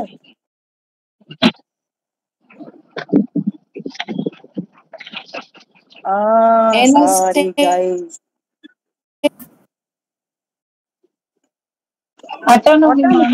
Atomicity and guilt. Autonomy and guilt. Sorry, thank you sir. Autonomy and guilt. avangala thank you so much. Thank you so much. Thank you very kind of you. அடுத்து இது வந்து இப்போ வந்து இவர் வந்து இந்த first வந்து பேசிக் trust and mistrust, அதுதான் அந்த குழந்தையோட இந்த டாட்லருக்குள்ளார இருக்கிறது. அப்போ அது வந்து ஃபர்ஸ்ட் வந்து அது நம்பலாமா வேண்டாமா, கேர் கிவரோ அல்லது அம்மாவோ அவங்கள நான் எந்த அளவுக்கு நம்புறேன் அந்த அளவுக்கு நான் அட்டாச் ஆகுறேன். இதுதான் இந்த ட்ரஸ்ட் நல்லா இருக்கும் பொழுது அவங்களுக்கு அதுல இருந்து ஹோப், எதிர்காலத்தை குறிச்சு ஒரு ஹோப் வருது. இல்லைன்னா குழந்தைக்கு அந்த பிக்சேஷன் வர்றதை நம்ம பாக்குறோம். இப்போ இதுல வந்து நமக்கு ப்ரிடாமினண்டா அவங்களுக்கு நம்ம டெவலப் பண்ண வேண்டியது எதிர்காலத்தை குறிச்ச ஒரு நம்பிக்கைய. அப்படின்னா அம்மாவை குறிச்சு, மெயினா கேர் கிவரை குறிச்சு அந்த குழந்தைக்கு ஒரு நம்பிக்கை உண்டாகணும். இந்த ட்ரஸ்ட் வந்து எப்படின்னா அட்டாச்மெண்ட்ல தான் அந்த குழந்தை அதை டெவலப் பண்ணிக்குதுன்னு அவர் சொல்றாரு. ஸோ ஒரு சிச்சுவேஷன்லயும் how the child gets attach to the parent, அந்த டெவலப்பிங் அட்டாச்மெண்ட்ன்றது அது ஒரு பியூட்டிஃபுல் விஷயம் அவர் கொண்டு வருது. அட்டாச்மெண்ட்டை வந்து அவர் அழகா 3ஆ டிவைட் பண்றாரு. அது வந்து செக்யூர் அட்டாச்மெண்ட், அவாய்டன்ட் அட்டாச்மெண்ட், ஆம்பிவேலண்ட் அட்டாச்மெண்ட்னு கொண்டு வராரு. சரி, இப்போ அந்த ட்ரஸ்ட் மிஸ்ட்ரஸ்ட்ல வந்து ட்ரஸ்ட் ப்ரிடாமினேட் ஆச்சுன்னா நான் சொன்னேன் உங்களுக்கு ஹோப் வரும்னு சொல்லிட்டு. அப்போ வந்து அந்த பிள்ளைக்கு எனக்கு எதிர்காலத்திலையும் என்னுடைய தேவையெல்லாம் ஃபுல்ஃபில் பண்ண ஆளு இருக்கிறாங்க, என்னுடைய ஆசையெல்லாம் ஃபுல்ஃபில் பண்ண சம்படி இஸ் தேர் அப்படிங்கிற ஒரு ஃபீலிங் இருந்துச்சுன்னா, அப்படி அந்த குழந்தை வளர்ந்துச்சுன்னா it will become a friendly child. இல்லைன்னா அம்மாவை குறிச்சு, அம்மாவோ அது யார் ரொம்ப அதுகிட்ட அஃபெக்ட்னட்டா இருக்காங்களோ அவங்கள ட்ரஸ்ட் பண்ண முடியாம போச்சுன்னா, அந்த குழந்தை தேடும் பொழுது அவங்க கிடைக்காம போனாங்கன்னா, அதனுடைய நீடு சாட்டிஸ்ஃபை ஆகலைன்னா it becomes an unfriendly child. Because future it self for the child is unpredictable. So அந்த சைல்டோடைய டெவலப்மெண்ட்டுக்கு அது ரொம்ப முக்கியம். Because child is very sensitive, responsive. அந்த மாதிரி சூழ்நிலையில அது பசிக்கும் போது அதை வெளிப்படுத்தி அழும்பொழுது what and how it is immediately getting what response it is getting, how the response is satisfying, that is more important. இப்போ அம்மா அதுக்கு வந்து அவரு அம்மா அவுட் ஆஃப் சைட் போக வச்சு அதை வச்சுதான் இந்த ஸ்டடியை படிக்கிறாங்க.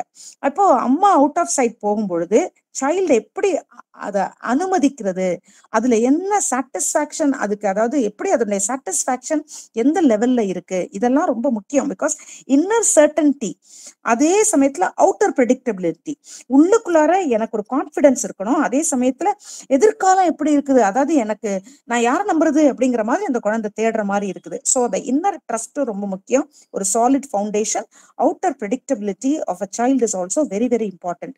அப்போ இதுக்கு வந்து என்னன்னா அந்த குழந்தை it starts developing an attachment. அது வந்து ஒரு ரெசிப்ரோக்கலா இருக்கணும்னு அது எதிர்பார்க்குது. அது அம்மா மேல வைக்கிற அன்பு அதுக்கு ரெசிப்ரோக்கல், அம்மாவோ கேர் கிவரோ அதுக்கு மேல வைக்கிற யார் அந்த குழந்தைய பாத்துக்கிறாங்களோ அவங்க மேல வைக்கிற அன்பு அதுக்கு ரெசிப்ரோகேட்டிவா இருக்கணுங்கிறது அந்த குழந்தையோட எதிர்பார்ப்பு. இப்போ வந்து 4-5 பேர் வளர்த்தாலும் அம்மா மேல வச்சிருக்கிற அன்பு, அந்த அம்மா மேல வச்சிருக்கிற எதிர்பார்ப்புங்கிறது வேற. அந்த எக்ஸ்பெக்டேஷனுக்கு அது how it is developing a pattern. அது ஒரு பேட்டர்னே. அது மேரி ஐன்ஸ்வர்த்ங்கிறவங்க தான் அந்த பேட்டர்னை ஸ்டடி பண்றாங்க. அந்த மாம் பேபி பாண்ட் அதை கண்டுபிடிக்கிறாங்க. அந்த கண்டுபிடிக்கும் போது அவங்க என்ன சொல்றாங்கன்னாக்க, she devised a strange situation. எப்படின்னாக்க, ஒரு அம்மாவை வந்து ஒரு இடத்த விட்டு வெளியில போக சொல்லிடுறாங்க. 1/2 hour 8 எபிசோட்ல அதை அவங்க பண்றாங்க. லேப் பேஸ்ட் டெக்னிக் தான் இது. என்ன செய்யறாங்கன்னாக்கா, இன்ஃபென்ட் சைல்டு இப்படி நிறைய பேரை வச்சுதான் பாக்குறாங்க. 8 எபிசோட்ஸ்ல ஒரு 1/2 hourக்கு கம்மியா அம்மா வந்து அந்த குழந்தைய விட்டுட்டு போயிடணும். விட்டுட்டு போன பிறகு ஃபர்ஸ்ட் டைம் அந்த குழந்தைய போய் ஒரு ஸ்ட்ரேஞ்சர் தான் உள்ள போய் பார்க்கணும். அம்மா இல்லாத போது ஒரு ஸ்ட்ரேஞ்சர் அங்க உள்ள போறாங்க. அப்புறம் இந்த கொஞ்ச நேரம் கழிச்சு அந்த ஸ்ட்ரேஞ்சரும் வெளியே போயிடுறாங்க. அப்புறம் ஃபர்ஸ்ட் அந்த குழந்தை தனியா இருக்குது. தனியா இருந்ததுக்கு பிறகு இந்த ஸ்ட்ரேஞ்சர் முதல்ல உள்ள வர்றாங்க, அடுத்தது அம்மா வர்றாங்க. இதுல அந்த குழந்தை எப்படி தன்னுடைய கம்ஃபர்ட்டை, தன்னுடைய ஃப்ரஸ்ட்ரேஷனை காட்டுது, ரெஸ்பான்ஸை எப்படி காட்டுது, அதை 3 பேட்டர்னா டிவைட் பண்ணி அந்த குழந்தையோடைய அந்த ஆங்ஸைட்டி லெவலை வச்சு அதோடைய அட்டாச்மெண்ட்டை புரிஞ்சுக்கிறாங்க. அப்போ அதுல வந்து அது செக்யூரா ஃபீல் பண்ணுதா, ஆங்ஷியஸா இருக்கா, அல்லது டிஸ்ஆர்கனைஸ்டா இருக்குதா, இதைத்தான் அவங்க பிரிச்சு காட்டுறாங்க. அந்த டெவலப்பிங் தியர் அட்டாச்மெண்ட், அதுதான் அது அவங்க சொல்றது. அந்த செக்யூர் அட்டாச்மெண்ட்ல என்னன்னாக்க, அழும், அம்மா இல்லைன்னா அழும் அம்மா போனதுக்கு அப்புறம். ஆனா அம்மா வந்த உடனே ஓடி அது சந்தோஷமா அம்மா பிடிச்சு கட்டி முத்தம் கொடுத்து, அம்மா வந்து என்னோட தேவையை பார்த்துக்க வந்துட்டா அப்படின்னு சொல்லிட்டு ஒரு ஹாப்பினஸை வெளிப்படுத்துறது தான் செக்யூர் அட்டாச்மெண்ட். 2வது வந்து ஆங்ஷியஸ் அண்ட் அவாய்டன்ட் அட்டாச்மெண்ட். இது வந்து என்னன்னாக்க, இந்த குழந்தை அழவே அழாதுங்க, ஆனா அதனுடைய கோபத்தை வேற மாதிரி எப்படி காட்டும்னாக்க, அம்மா வந்த உடனே அவளை கண்டுக்காது. Still my granddaughter does this. அவ 6 மாசத்துல இருந்து அதை பண்றா. 6 மாசத்துல என்ன புரிஞ்சுதோ தெரியாது. மதர் வெளியே போயிட்டா, அவ திரும்பி வந்தா கண்டுக்காது அந்த குழந்தை. இவ அழுவா உட்காந்து, ஐயோ என் குழந்தை என்ன தேட மாட்டேங்குதே அப்படின்னு அழுவா. அவாய்டன்ட் அட்டாச்மெண்ட் அது. அது என்னன்னா அது வரைக்கும் அழுதுட்டு இருக்கோம், அம்மா இல்லைன்னா கிராங்கியா பிஹேவ் பண்ணும். ஆனா அம்மா வந்த உடனே அம்மாவை சட்டையே பண்ணாது திரும்பிக்கும். இதுதான் அந்த அவாய்டன்ட் அட்டாச்மெண்ட். ஆம்பிவேலண்ட் அட்டாச்மெண்ட் கொஞ்சம் இது எப்படி பிஹேவ் பண்ணணும்னே தெரியாது. ஒரு நேரம் நல்லா சிரிச்சு அம்மா வந்த உடனே ஹாப்பினஸை காட்டும், ஒரு நேரம் அது வந்து வேற மாதிரி இருக்கிறது தான் அந்த ஆம்பிவேலண்ட். கீழே இன்னொன்னு டிஸ்ஆர்கனைஸ்ட் அண்ட் டிஸ்ஓரியன்டட் அட்டாச்மெண்ட். இது வந்து இதுதான் கான்ட்ரடிக்டரி பிஹேவியர்ஸ் காட்டுது. Sorry guys. ஆம்பிவேலண்ட் அட்டாச்மெண்ட்னா அம்மா திரும்பி வந்த உடனே அது எரிச்சலை காட்டி உதச்சு அழுது அந்த மாதிரி கிராங்கினஸை காட்டுறது. சோ இதெல்லாம் இது போக அதாவது இதனுடைய இந்த அந்த இந்த இந்த அட்டாச்மெண்ட்ஸ் எல்லாமே அது இதை வந்து நான் மேல காமிச்சது வந்து இவங்க கொடுத்துருக்கிறது வந்து கொஞ்சம் கீழையும் திருப்பி திருப்பி பேசி பேசி கொஞ்சம் கன்ஃபியூஸ்டா கொடுத்த மாதிரி இருக்குது. இதை நீங்க வந்து நான் சொன்ன அந்த அந்த அந்த ஆர்டர்லயே நீங்க புரிஞ்சுதுன்னு நினைக்கிறேன். If you have any doubt kindly ask me. இதுதான் 3 யூனிவர்சல் பேட்டர்ன்னு சொல்லிட்டு இது 4th டிஸ்ஆர்கனைஸ்டா 4வது பேட்டர்ன் தான் காட்டுறாங்க. 4வது பேட்டர்ன் டிஸ்ஆர்கனைஸ்ட் அண்ட் டிஸ்ஓரியன்டட் அட்டாச்மெண்ட்ங்கிறாங்க. அடுத்து ஏன்னா வந்து இதுக்கப்புறம் வேற என்ன, அவ்வளவுதான் இந்த லெசன், அவ்வளவுதான் 6th லெசன் ஒரு ஸ்டார்ட் வச்சிடலாமா? 8:30 ஆச்சு.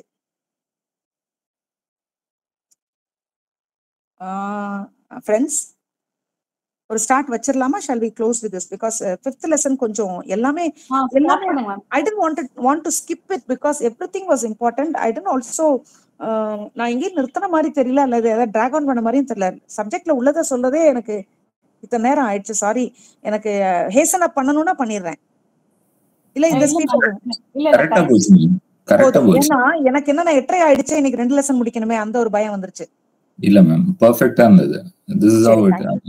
Thank you so much. Ma'am ஒரு சின்ன எக்ஸாம்பிள், பேபிஸ் டே அவுட்னு ஒரு படம் இருக்கு. ஆமா. சோ அது கிட்டத்தட்ட வரும், but it's a movie obviously. So அது வந்து they can relate to this. அந்த பேபி வந்து நீங்க சொன்ன மாதிரி வேற ஒரு கேர் டேக்கர் இருப்பாங்க. சோ அது எப்படி ஹேண்டில் பண்ணுது, அம்மாவை எப்படி ஹேண்டில் பண்ணுது, அந்த மாதிரி சிச்சுவேஷன்லாம் அதுல வரும். கொஞ்சம் ரிலேட் பண்ணிக்கலாம் ஆக்சுவலா, but not it's movie. So அத மாதிரி தான் பார்க்கணும். கேரக்டரிஸ்டிக்ஸ்லாம் கொஞ்சம் இருக்கும் அந்த பேபிஸ் டே அவுட்ல. நீங்க சொல்ற மாதிரி பேபியோட கேரக்டரிஸ்டிக்ஸ் இருக்கும் அதுல. they can relate to it. So thank you. என்ன இந்த மாதிரி எக்ஸாம்பிளோட வரலன்னா சுலைமானே இல்ல.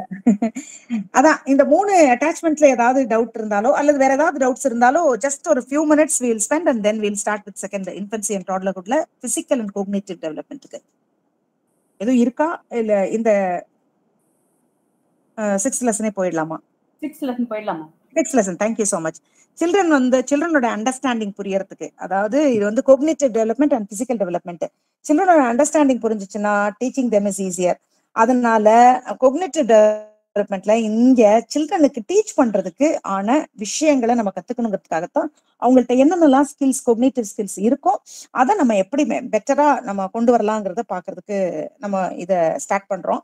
இதுல வந்து என்னன்னாக்க இவங்களுக்கு வந்து ஃபர்ஸ்ட் எடுத்தோம்னா இந்த ப்ரீ ஸ்கூல் சைல்டுக்கு வந்து அவங்களுடைய அந்த ஒரு ஆப்ஜெக்ட பாத்துட்டாங்கன்னா அதனுடைய ஃபார்மோ சைஸோ அப்பியரன்ஸோ மாறுச்சுன்னா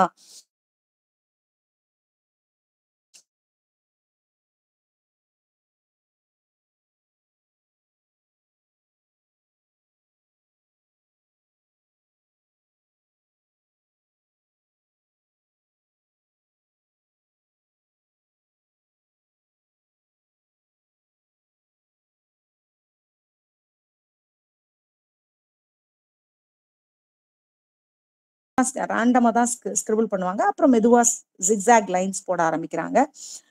3 இயர்ஸா இருக்கும்போது குழந்தை ஸ்கொயராவோ அல்லது ரெக்டாங்கிளோ ட்ரையாங்கிளோ நீங்க கீழே வரைஞ்சு கொடுத்தீங்கன்னா அந்த ஷேப்லே அவங்க டிரா பண்ண ஆரம்பிக்கிறாங்க. டிப்பிக்கலா 4 to 5 இயர்ஸ்ல they know how to replicate இந்த குட்டி குட்டி ஷேப்ஸ், அதை அவங்க பண்ண ஆரம்பிக்கிறாங்க. அப்புறம் இந்த ஹேண்டட்னஸ், அடுத்த சப்ஹெட்டிங் ஹேண்டட்னஸ்ல வந்து அந்த குழந்தை வந்து நமக்கு தெரியும் right side of the body use பண்ண left hemisphere of the brain use பண்ணுவாங்க குழந்தைங்கன்னு.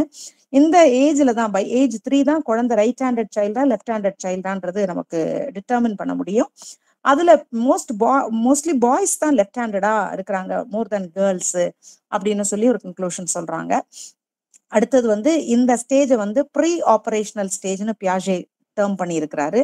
இந்த pre operational stage ages 2 to 7.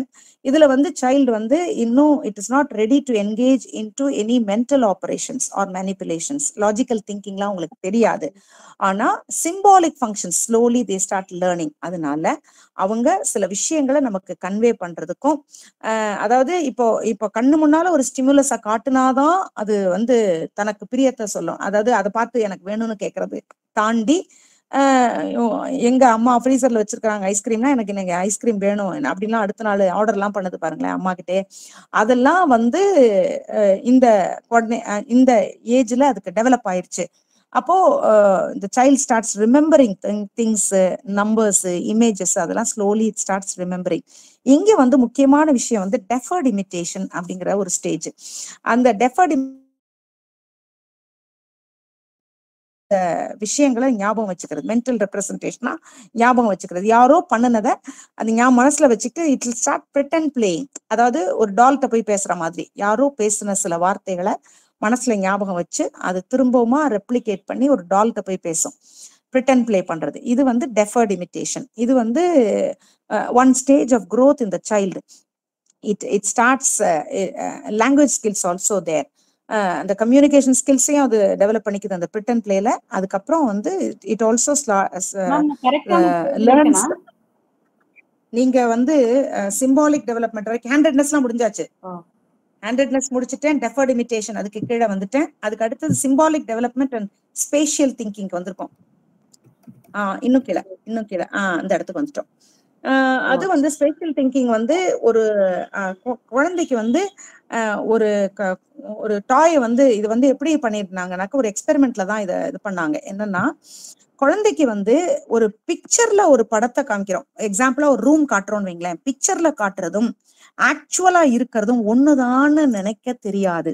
Dual representation hypothesis இன்னும் குழந்தைக்கு வளரல. இது பேர் தான் அந்த டூவல் ரெப்ரசன்டேஷன் ஹைபோதசிஸ். என்னன்னா அது வாட் இட் சீஸ், அதாவது ஸ்பேஷியல் ரிலேஷன்ஷிப் அதுக்கு புரியல இன்னும். பிக்சர்ல ஒரு லிட்டில் ரூம் நீங்க காட்டுறீங்க, இது வந்து அதே மாதிரிதான் பெருசா இருக்குது இந்த ரூம், இதுதான் அது அப்படின்னா இதுல உள்ள திங்ஸ் அதுல இருக்கு அப்படிங்கறது அந்த குழந்தைக்கு புரியாது. இந்த டியூவல் ரெப்ரசன்டேஷன் ஹைபோதசிஸ ஒரு சைல்டுக்கு எப்படி அதை புரிய வச்சாங்க, அதாவது இது வந்து அந்த குழந்தைக்கு அது இன்னும் புரியலங்கிறதே எப்படி கண்டுபிடிச்சாங்கன்னா they had one experiment. அதுல 2.5 year old சில்ட்ரன் எல்லாத்தையும் கொண்டு வந்து ஒன்னா வச்சாங்க. அவங்கள்ட்ட சொன்னாங்க, ஒரு சின்ன பிக்சரை காமிச்சு இதுதான் லிட்டில் ரூம், இதுக்கு இதே மாதிரி பக்கத்துல பிக் ரூம் இருக்க போகுது, இந்த லிட்டில் ரூம்ன்றது அந்த குட்டி பிக்சர், இந்த பிக்சர்ல இந்த இடத்துல இருக்கிற இந்த டாயை போய் அந்த பிக் ரூம்ல போய் அதே இடத்துல இருக்கும் போய் எடுத்துட்டு வா அப்படின்னா children could not do it. அப்புறம் என்ன செஞ்சாங்கன்னா இதை இந்த குழந்தைக்கு எப்படி புரிய வச்சாங்க அப்படின்னா, எங்க கிட்ட ஒரு ஷ்ரிங்கிங் மெஷின் இருக்குது, அந்த ஷ்ரிங்கிங் மெஷினை வச்சு நாங்க பெரிய ரூமை சின்ன ரூம் ஆக்கிட்டோம் அப்படின்னு சொல்லி அதை சின்னது மாதிரி காமிச்சு, இப்போ பெரிய ரூம் குட்டி ரூம் ஆயிடுச்சு. அதுல இந்த ரைட் ஹேண்ட் சைட்ல இந்த டாய் இருக்கு, போய் எடுத்துட்டு வா, ரூம்ல இருக்கும், பெரிய ரூம்ல அந்த குட்டி ரூம் ஆக்கிட்டோம்ல, இப்ப அது பெரிய ரூம்ல இருக்கு, போய் எடுத்துட்டு வானா எடுத்துட்டு வரும். சோ அதனுடைய அந்த டூவல் ரெப்ரசன்டேஷன் ஹைபோதசிஸ் அந்த கோக்னிட்டிவ் டெவலப்மெண்ட்ல குழந்தைக்கு இந்த ஸ்டேஜ்ல இருந்து தான் வளர ஆரம்பிக்குது. It does not understand that அப்படிங்கிறாங்க. அடுத்து காசாலிட்டிங்கிறது காஸ் அண்ட் எஃபெக்ட், அது நமக்கு தெரியும். அதாவது ஒரு காரியத்தினுடைய விளைவு நான் இன்னைக்கு அனுபவிக்கிறேன், கைய நெருப்புல தொட்டா கை சுடும் அப்படின்றது புரியறது. இப்போ இதுல ஒரே ஒரு விஷயம், அதுல முக்கியமா அவங்க சொல்றது, இந்த இடத்துல அவங்க சொல்லி இருக்கிற ஒரு விஷயத்த நான் டிஸ்கஸ் பண்ணணும். என்னன்னா சில விஷயங்கள் அவங்களுக்கு புரியுது, சில விஷயங்கள் புரியலன்றாரு. அதாவது நீங்க அந்த காசாலிட்டியில வந்து அந்த பேராகிராஃப்ல ஃபர்ஸ்ட் பேராகிராஃப்ல ஒரு 4th லைன்ல ஒரு விஷயத்த சொல்றாரு. என்ன சொல்றாருன்னாக்க, அதாவது இந்த சைல்டு வந்து என்ன பண்ணுதான், இப்போ சடனா வீட்டுல வந்து அம்மா அப்பா சண்டை போட்டுட்டாங்க, அந்த நேரம் பார்த்து குழந்தை ஒரு பேட் பிஹேவியர் பண்ணிருச்சு அப்படின்னு வைங்களேன். அப்போ என்ன ஆயிடுது, இந்த குழந்தை உடனே ரிலேட் பண்ணுது எப்படின்னா, நான் இப்ப பேட் பிஹேவியர் பண்ணதுனாலதான் அம்மா அப்பா சண்டை போட்டுட்டாங்க, அம்மா அப்பா டிவோர்ஸ் ஆகுங்க, அல்லது அம்மா குட்டி பாப்பாக்கு காய்ச்சல் வந்துருச்சு அப்படின்னு நினைக்குது. சோ அந்த காஸ் அண்ட் எஃபெக்ட் இது இப்படி புரிஞ்சுக்குது. அது வந்து சரியான புரிதல் இல்ல. புரியாத விஷயம் நடக்கும் பொழுது அது தவறா கனெக்ட் பண்ணிக்குது. ஆனா புரிஞ்ச விஷயத்துக்கு ரொம்ப அழகா அது கனெக்ட் பண்ணிக்குது அப்படிங்கிறாங்க. என்னன்னா புரிஞ்ச விஷயத்த எதை சொல்றாங்க அப்படின்னாக்க, ஒரு சாதாரண ஒரு normal situation. If I do something wrong, மாமா will come and scold me or beat me or give me punishment. அது சின்ன விஷயத்த நல்லா அழகா புரிஞ்சுக்குது. பெருசுல அது கனெக்ட் பண்றது லாஜிக்கலா இல்லாம அந்த காசல் ரிலேஷன்ஷிப்பை எங்கேயோ கொண்டு மாட்டிக்குது. அதுதான் வந்து இந்த இடத்துல அவங்க டிஸ்கஸ் பண்ற விஷயம். அந்த டிரான்ஸ்டக்ஷன்ங்கிறது வந்து வினோ வந்து அந்த எலக்ட்ரிக்கல் இம்பல்சஸா மாறுது. வாட் யூ சி அது எலக்ட்ரிக்கல் இம்பல்சஸா மாறுது. வாட் யூ டேஸ்ட் அந்த கெமிக்கல் சிக்னல்ஸ் எலக்ட்ரிக்கல் இம்பல்சஸா மாறுது. இந்த டிரான்ஸ்டக்ஷன்ல இந்த இந்த இந்த லிங்கிங் வந்து இந்த காசல் ரிலேஷன்ஷிப்புக்கு அவங்கள மெதுவா கிராஜுவலா கொண்டு போகுது அப்படின்றது தான் பியாஜேஸ் எக்ஸ்பிளனேஷன். அப்போ இந்த குழந்தை அதை அண்டர்ஸ்டாண்ட் பண்ணலை. ஸ்லோலி இட் அந்த அந்த கோக்னிட்டிவ் டெவலப்மெண்ட் அதுக்கு இந்த ஸ்டேஜ்ல இருந்து அதுக்கு வளர ஆரம்பிக்குது. அடுத்து identities, understanding of identities and categorization. இது வந்து என்னன்னாக்கா நிறைய விஷயங்கள் வந்து ஃபார்ம், சைஸ், அப்பியரன்ஸ் முதல்ல நம்ம டிஸ்கஸ் பண்ணோமே, அதெல்லாம் மாறிட்டா கூட பேசிக்கலி அது அது அந்த அந்த ஐட்டம் எல்லாம் சேம் தான் அப்படின்ற புரிஞ்சுக்கிற ஐடென்டிட்டியை புரிஞ்சுக்கிறது. Categorization, colour, shape, good, bad, friend, நான் ஃப்ரெண்ட் அதெல்லாம் கண்டுபிடிச்சுக்கிறாங்கன்னு. நம்பர்ல முக்கியமான விஷயம் இவங்க கொஞ்சம் லேசா கன்ஃபியூஸ் பண்ண மாதிரி இருக்குது. அதை நான் கிளியரா உங்களுக்கு சொல்றேன். இந்த நம்பர் குழந்தைக்கு 5 யூஸ்வலா இன்னைக்கு இது ஸ்கூல்ஸ்ல எல்லாம் யூஸ் பண்ற ஒரு cognitive skill development area. 5 principles of counting எப்படி சொல்லி கொடுக்கணும்னு சொல்றாங்கன்னா, 1-to-1 பிரின்சிபல். இதுல ஃபர்ஸ்ட் இருக்கு பாருங்க, 1-to-1 பிரின்சிபல். இது எப்படின்னா, சைல்டுக்கு முன்னால ஒரு 4-5 ஆப்ஜெக்ட வச்சுட்டு நீங்க டீச் பண்ணும் பொழுது 1, 2, 3, 4 சொல்லி தரீங்க. அப்ப அந்த சைல்டு சில சமயத்துல it may leave out one word, like 1, 2, 4ன்னு சொல்லும். அப்போ அது பேரு ஸ்கிம்னு சொல்றாங்க. அது லீவ் அவுட் பண்ணுது. சில சமயத்துல ஃபிளரின்னு சொல்றாங்க. என்னன்னா 2னே சொல்லும். இந்த கரெக்ட் பண்ணோம்னா 2 இல்ல, you count, you have to count 1, 2, 3, 4ன்னு திருப்பி சொல்லி கொடுக்கணும். அதாவது ஒவ்வொன்னே ஒரு தடவை தான் சொல்லணும். ஸோ 1, 2 ஒரே ஒரு தடவை சொல்றது தான் இந்த 1-to-1 principle. You have to say that number only one time and you have to அதை நீங்க என்ன சொல்லி கொடுக்குறீங்களோ அதை அப்படியே ரிப்பீட்டடா திரும்ப முதல்ல இருந்து ஸ்டீரியோ டைப்பா சொல்லி கொடுக்கணும் சைல்டுக்கு. ரெண்டாவது stable order principle. Stable order principle ஒரே ஆர்டர்ல சொல்லித்தரணும். 1, 2, 3, 3-to-1 சொல்லி கொடுக்க கூடாது. குழந்தைக்கு அது தெரியாது. 3-1-2 சொன்னா தெரியாது. So every time you teach the child you have to go in a stable order. இதெல்லாம் ஏன்னா அந்த குழந்தையோட கொக்னிட்டிவ் கெப்பாசிட்டி எவ்வளவு இருக்கோ அந்த ரேஞ்சுக்கு how they can conceive things is this much. So we should understand that area. அதனால இப்ப ஸ்கூல்ல எல்லாம் இந்த ஆர்டர்ல இப்படித்தான் அவங்க சொல்லி கொடுக்குறாங்க. ஸோ பேரண்ட்ஸும் நம்ம வீட்டுல வந்து வேற மாதிரி சொல்லி கொடுக்குறோம். அதுதான் குழந்தைங்களை கன்ஃபியூஸ் பண்றது. ஸோ இது நம்ம தெரிஞ்சுக்கணும். ஆஸ் சைக்காலஜி ஸ்டூடெண்ட்ஸ் நம்ம வந்து இந்த சைக்காலஜி ரிலேட்டட் ஸ்கூல்ஸ்லயும் நீங்க இப்படித்தான் சொல்லி கொடுக்கணுங்கிறதும் இப்போ வந்துட்டு இருக்குது. அடுத்து ஆர்டர் இர்ரெலவன்ஸ் பிரின்சிபல். அது என்னன்னா, இப்போ ஒரு பாக்ஸ்குள்ளார ஒரு வேற கலர்ல நீங்க வந்து குட்டி குட்டியா பெபிள்ஸ் போட்டு வச்சிருக்கீங்க. லெஃப்ட்ல இருந்து ஆரம்பிக்கிறீங்க. 1, 2, 3, 4, 5, 6ன்னு எண்றீங்க. இன்னொரு தடவை கீழே இருந்து ஆரம்பிச்சாலும் அது 6 தான், சைட்ல இருந்து ஆரம்பிச்சாலும் அது 6 தான். அதுதான் இந்த counting will be the same அப்படிங்கறத அது புரிய வைக்கிறது. அடுத்து கார்டினாலிட்டி பிரின்சிபல். அந்த கார்டினாலிட்டி பிரின்சிபல் என்னன்னா, 1, 2, 3, 4, 5ன்றோம்ல, கவுண்ட் பண்றோம். எத்தனை இருக்கு இங்க கவுண்ட் பண்ணுன்னு குழந்தைகிட்ட சொல்றோம். அது 1, 2, 3, 4, 5னா அந்த கடைசி நம்பர் தான் டோட்டல் நம்பர். அதானே நம்ம புரிய வைக்கணும். அதுதான் கார்டினாலிட்டி பிரின்சிபல். அதாவது 1, 2, 3, 4, 5 இருக்கு. அப்ப இங்க எத்தனை இருக்கு? 5 இருக்கு அப்படின்னு சொல்றோம்ல, அதுதான் cardinality. the last number is a name, the total number items உடைய நேம் அப்படிங்கிறது. அடுத்து அப்ஸ்ட்ராக்ஷன் பிரின்சிபல். அப்ஸ்ட்ராக்ஷன் பிரின்சிபல் என்னன்னா, பெருசா ஒரு யானையை வச்சு 5 கவுண்ட் பண்ணாலும் 5 தான், குட்டி குட்டி எலி வச்சு 5 கவுண்ட் பண்ணாலும் 5 தான், ஒரு 4 யானை ஒரு எலி அப்படி கவுண்ட் பண்ணாலும் 5 தான். இது வந்து குழந்தைக்கு அதை புரிய வைக்கிறது.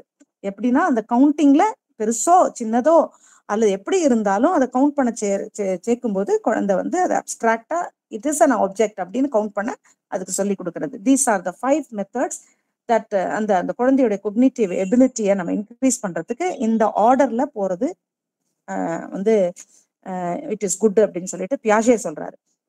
அந்த ஆர்டர்ல தான் இன்னைக்கும் ஸ்கூல்ஸ்ல வந்து இப்பெல்லாம் ஆஃப் லேட் கொண்டு வந்திருக்கிறாங்க.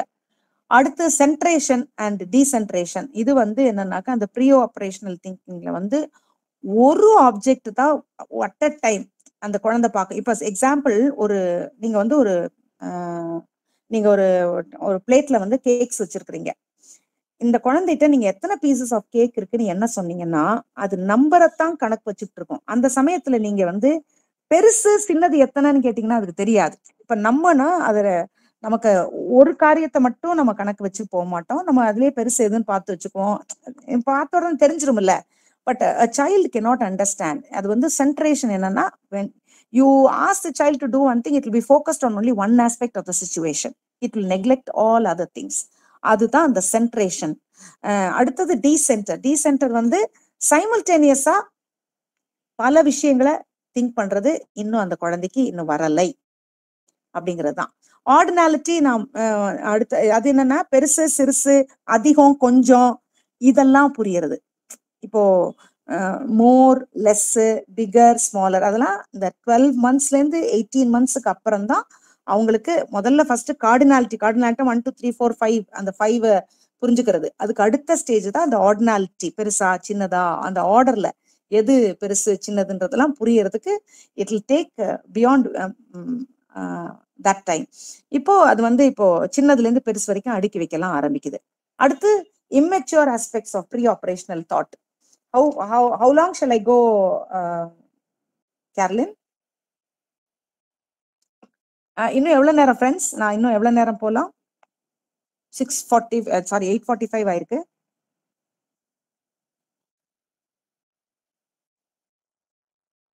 மேம் இன்னும் ஒரு 3-4 ஸ்லைடு தான் இருக்கு. 3-4 ஸ்லைடு நீங்க கண்டினியூ பண்ணுங்க. ஆமா 3-4 ஸ்லைடு தான். we can finish it off. Sorry. Immature aspects of pre-operational thought வந்து இதுதான் அந்த நம்ம முன்னால டிஸ்கஸ் பண்ணதான். அதாவது டீசென்ட்ரிங், சென்ட்ரேஷன், அப்புறம் இன்னும் ஒண்ணு கன்சர்வேஷன். இவ்வளவுதான், நம்மள கடைசிக்கே வந்துட்டோம். கன்சர்வேஷன் என்னன்னாக்க ஒரு அழகான எக்ஸாம்பிள் வந்து அவங்களே காட்டியிருக்காங்க. என்னன்னாக்க இது வந்து கன்சர்வேஷன் தான். அந்த குட்டி அந்த தண்ணி பாட்டில் சொன்னேன், தின் பாட்டில்லையும் ஃபேட்டர் பாட்டில்லையும் ஊத்தினாக்க குழந்தைக்கு வந்து பெருசு வந்து ஒல்லியா இருக்கிற பாட்டில் இருக்கிறதா நினைக்கிறது. அப்புறம் இர்ரிவர்சிபிலிட்டி வந்து இப்போ நீங்க வந்து ஒரு கிளேயை கொடுத்துறீங்க கையில, அந்த குழந்தை கையில கிளேயை கொடுத்ததுக்கு அப்புறம் அதை யாரோ ஒரு குழந்தை பிச்சிருச்சு, அதை ரெண்டாக்கிருச்சு, அந்த ஒரு ஷேப்பை மாத்திருச்சுன்னா ஒவ்வொன்று அழும். அதை திரும்பவும் அதனுடைய ஃபார்முக்கு கொண்டு வரலாங்கிறது அதுக்கு புரியாது. இர்ரிவர்சிபிலிட்டி அதுதான்.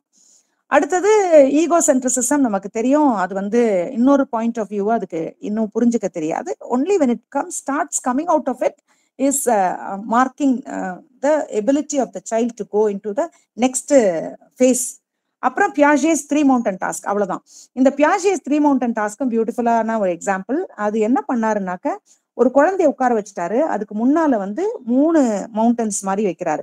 ஒரு பெரிய மவுண்டன், அடுத்தது ஒரு மிடில் சைஸ் மவுண்டன், அடுத்து ஒரு குட்டி mountain.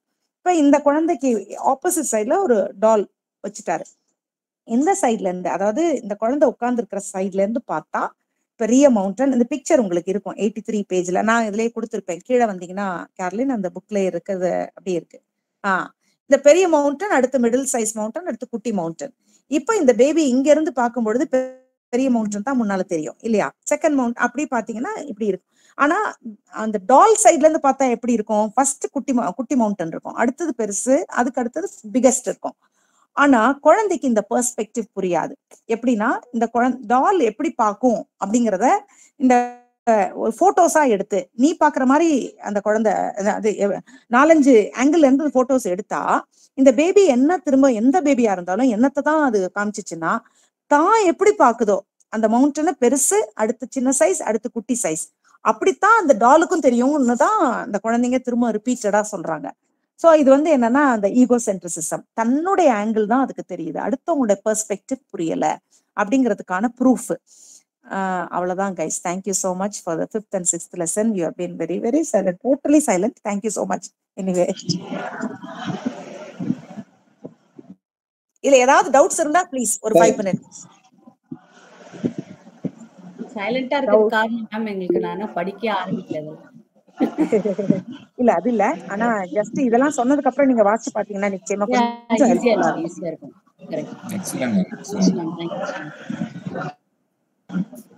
Thank you, ma'am. Thank you. Thank you, sirs. Thank you. Thank you, friends. Thank you, ladies and gentlemen. Thank you, ma'am. Thank you. Good night, everyone. I want to add one thing, ma'am. Yes, please. ஏன்னா ஆக்சுவலா code வந்து சினிமால இருந்து கொடுக்குறேன். கொடுங்க.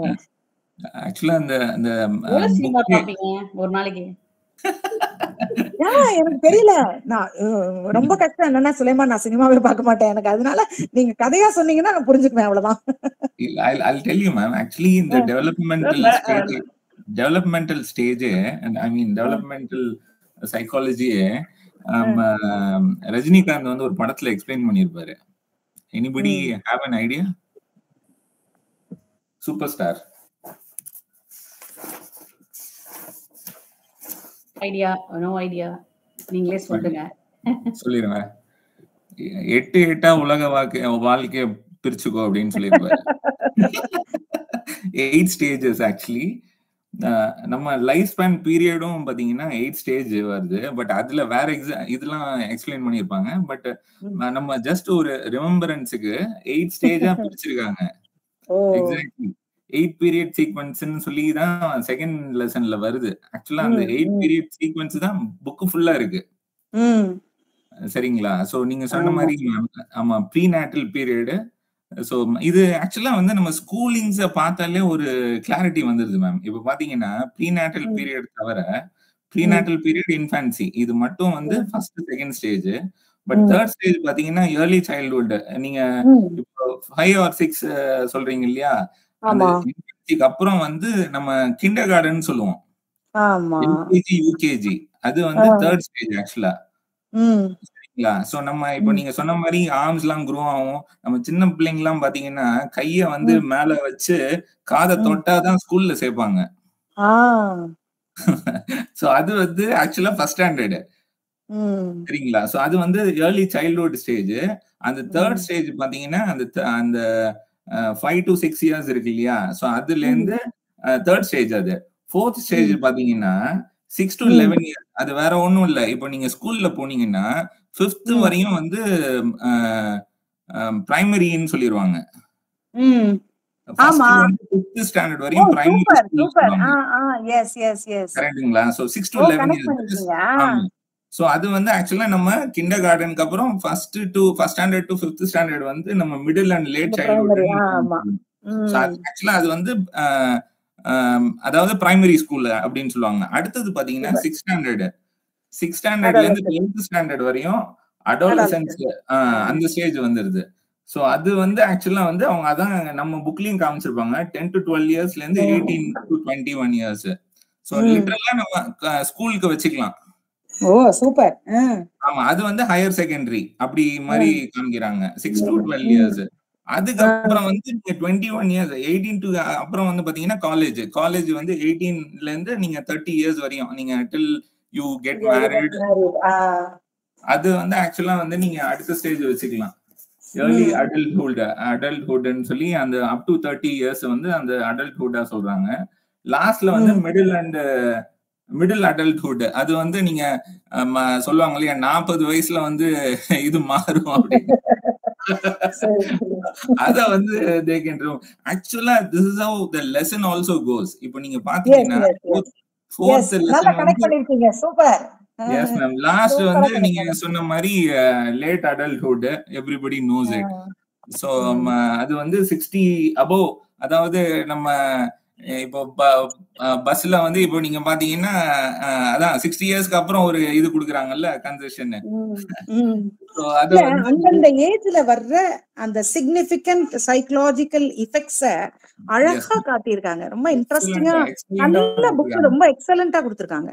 Very good. Yes ma'am, yes ma'am, absolutely. So இது நம்ம differentiate பண்ணிட்டாலே புக்க வந்து அண்டர்ஸ்டாண்ட் பண்ணிக்கலாம் சொன்ன மாதிரி ஓரளவு. ஆமா. சோ ஆக்சுவலா வந்து நீங்க செகண்ட் லெசன் தான் வந்து என்டையர் புக்கா கொடுத்திருக்காங்க. ஆமா ஆமா, கொஞ்சம் டீடைலா பாத்தீங்கன்னா தெரிஞ்சிரும். So good ma'am. So that is what I want to convey. So thank you. Yes ma'am. Thank you. But அதுல வந்து கிளாஸ் நீங்க சொன்ன ஸ்டாண்டர்டும் பிளஸ் ஏஜும் அது கொஞ்சம் கன்ஃபியூஷன் வர மாதிரி இல்லையா? இல்ல இதுல வந்து நீங்க அவங்க வந்து எக்ஸாக்டா கொடுக்கல, சரிங்களா? இப்போ நீங்க பாத்தீங்கன்னா ஏஜ் பாத்தீங்கன்னா 5 ஏர்லி சைல்ட்ஹுட் வந்து 5 இமேஜின் பண்ணிக்கலாம். அதாவது இப்போ இவர் சொல்றாருல எக்ஸாக்ட்டா நீங்க ஏஜ் மேட்ச் பண்ணாதீங்க, அந்த ஏஜ்ல உள்ள ஸ்டூடெண்ட்ஸ் எப்படி பிஹேவ் பண்ணுவாங்க, அவங்களுடைய காக்னிட்டிவ் திங்கிங் அதோட கனெக்ட் பண்ணிக்கலாங்கிறாரு. as you read through it you can connect அந்த ஏஜ் ஸ்பேனுக்குள்ளார நீங்க கொண்டு போய் மேட்ச் பண்ணிக்கலாங்கிறாரு. ஓகே அசியூம் பண்ணிக்கலாம், அது மாதிரி அசியூம் பண்ணிக்கலாம், மேட்ச் பண்ணிக்கலாம். அட்லீஸ்ட் நீங்க வந்து இந்த ஏஜ்ல இருக்கிறவங்க இவங்கள பத்தி தான் நம்ம பேசுறோம், சோ காலேஜ் ஸ்டூடெண்ட்ஸ் இல்லனா இந்த ஏஜ்ல இருக்கிறவங்க சோ எலிமெண்டரி ஸ்கூல் பிரைமரி ஸ்கூல்னு கொண்டு வந்து கிளாஸிஃபை பண்ணிக்கிட்டா கிட்டத்தட்ட நீங்க கனெக்ட் பண்ணி அவங்க இப்படி படிப்பாங்க. இந்த நான் ஏஜ்னும் போது நமக்கு ஞாபகம் இருக்காது, இதுன்னா at least you can connect those things. Yes. So first ஸ்டாண்டர்ட்ல இருந்து நீங்க 5th ஸ்டாண்டர்ட் வரையும் அது வந்து early childhood, sorry middle and late சைல்ட்ஹுட்னு சொல்றாங்க. அது 6 to 11 years. அதுதான் வந்து நீங்க வந்து பிரைமரி ஸ்கூல்னு சொல்லுவாங்க. நீங்க ஆமா 6 to 11 years வந்து அது வந்து பிரைமரி ஸ்கூல்னு சொல்லுவாங்க. அதுக்கப்புறம் பாத்தீங்கன்னா 6th ஸ்டாண்டர்ட் வந்து நீங்க நெக்ஸ்ட் ஹையர் செகண்டரி மாதிரி அதை கொண்டு போவாங்க. அது வந்து அது ஆக்சுவலா வேற மாதிரி டிஃபரன்ஷியேட் பண்ணுவாங்க. பிரைமரி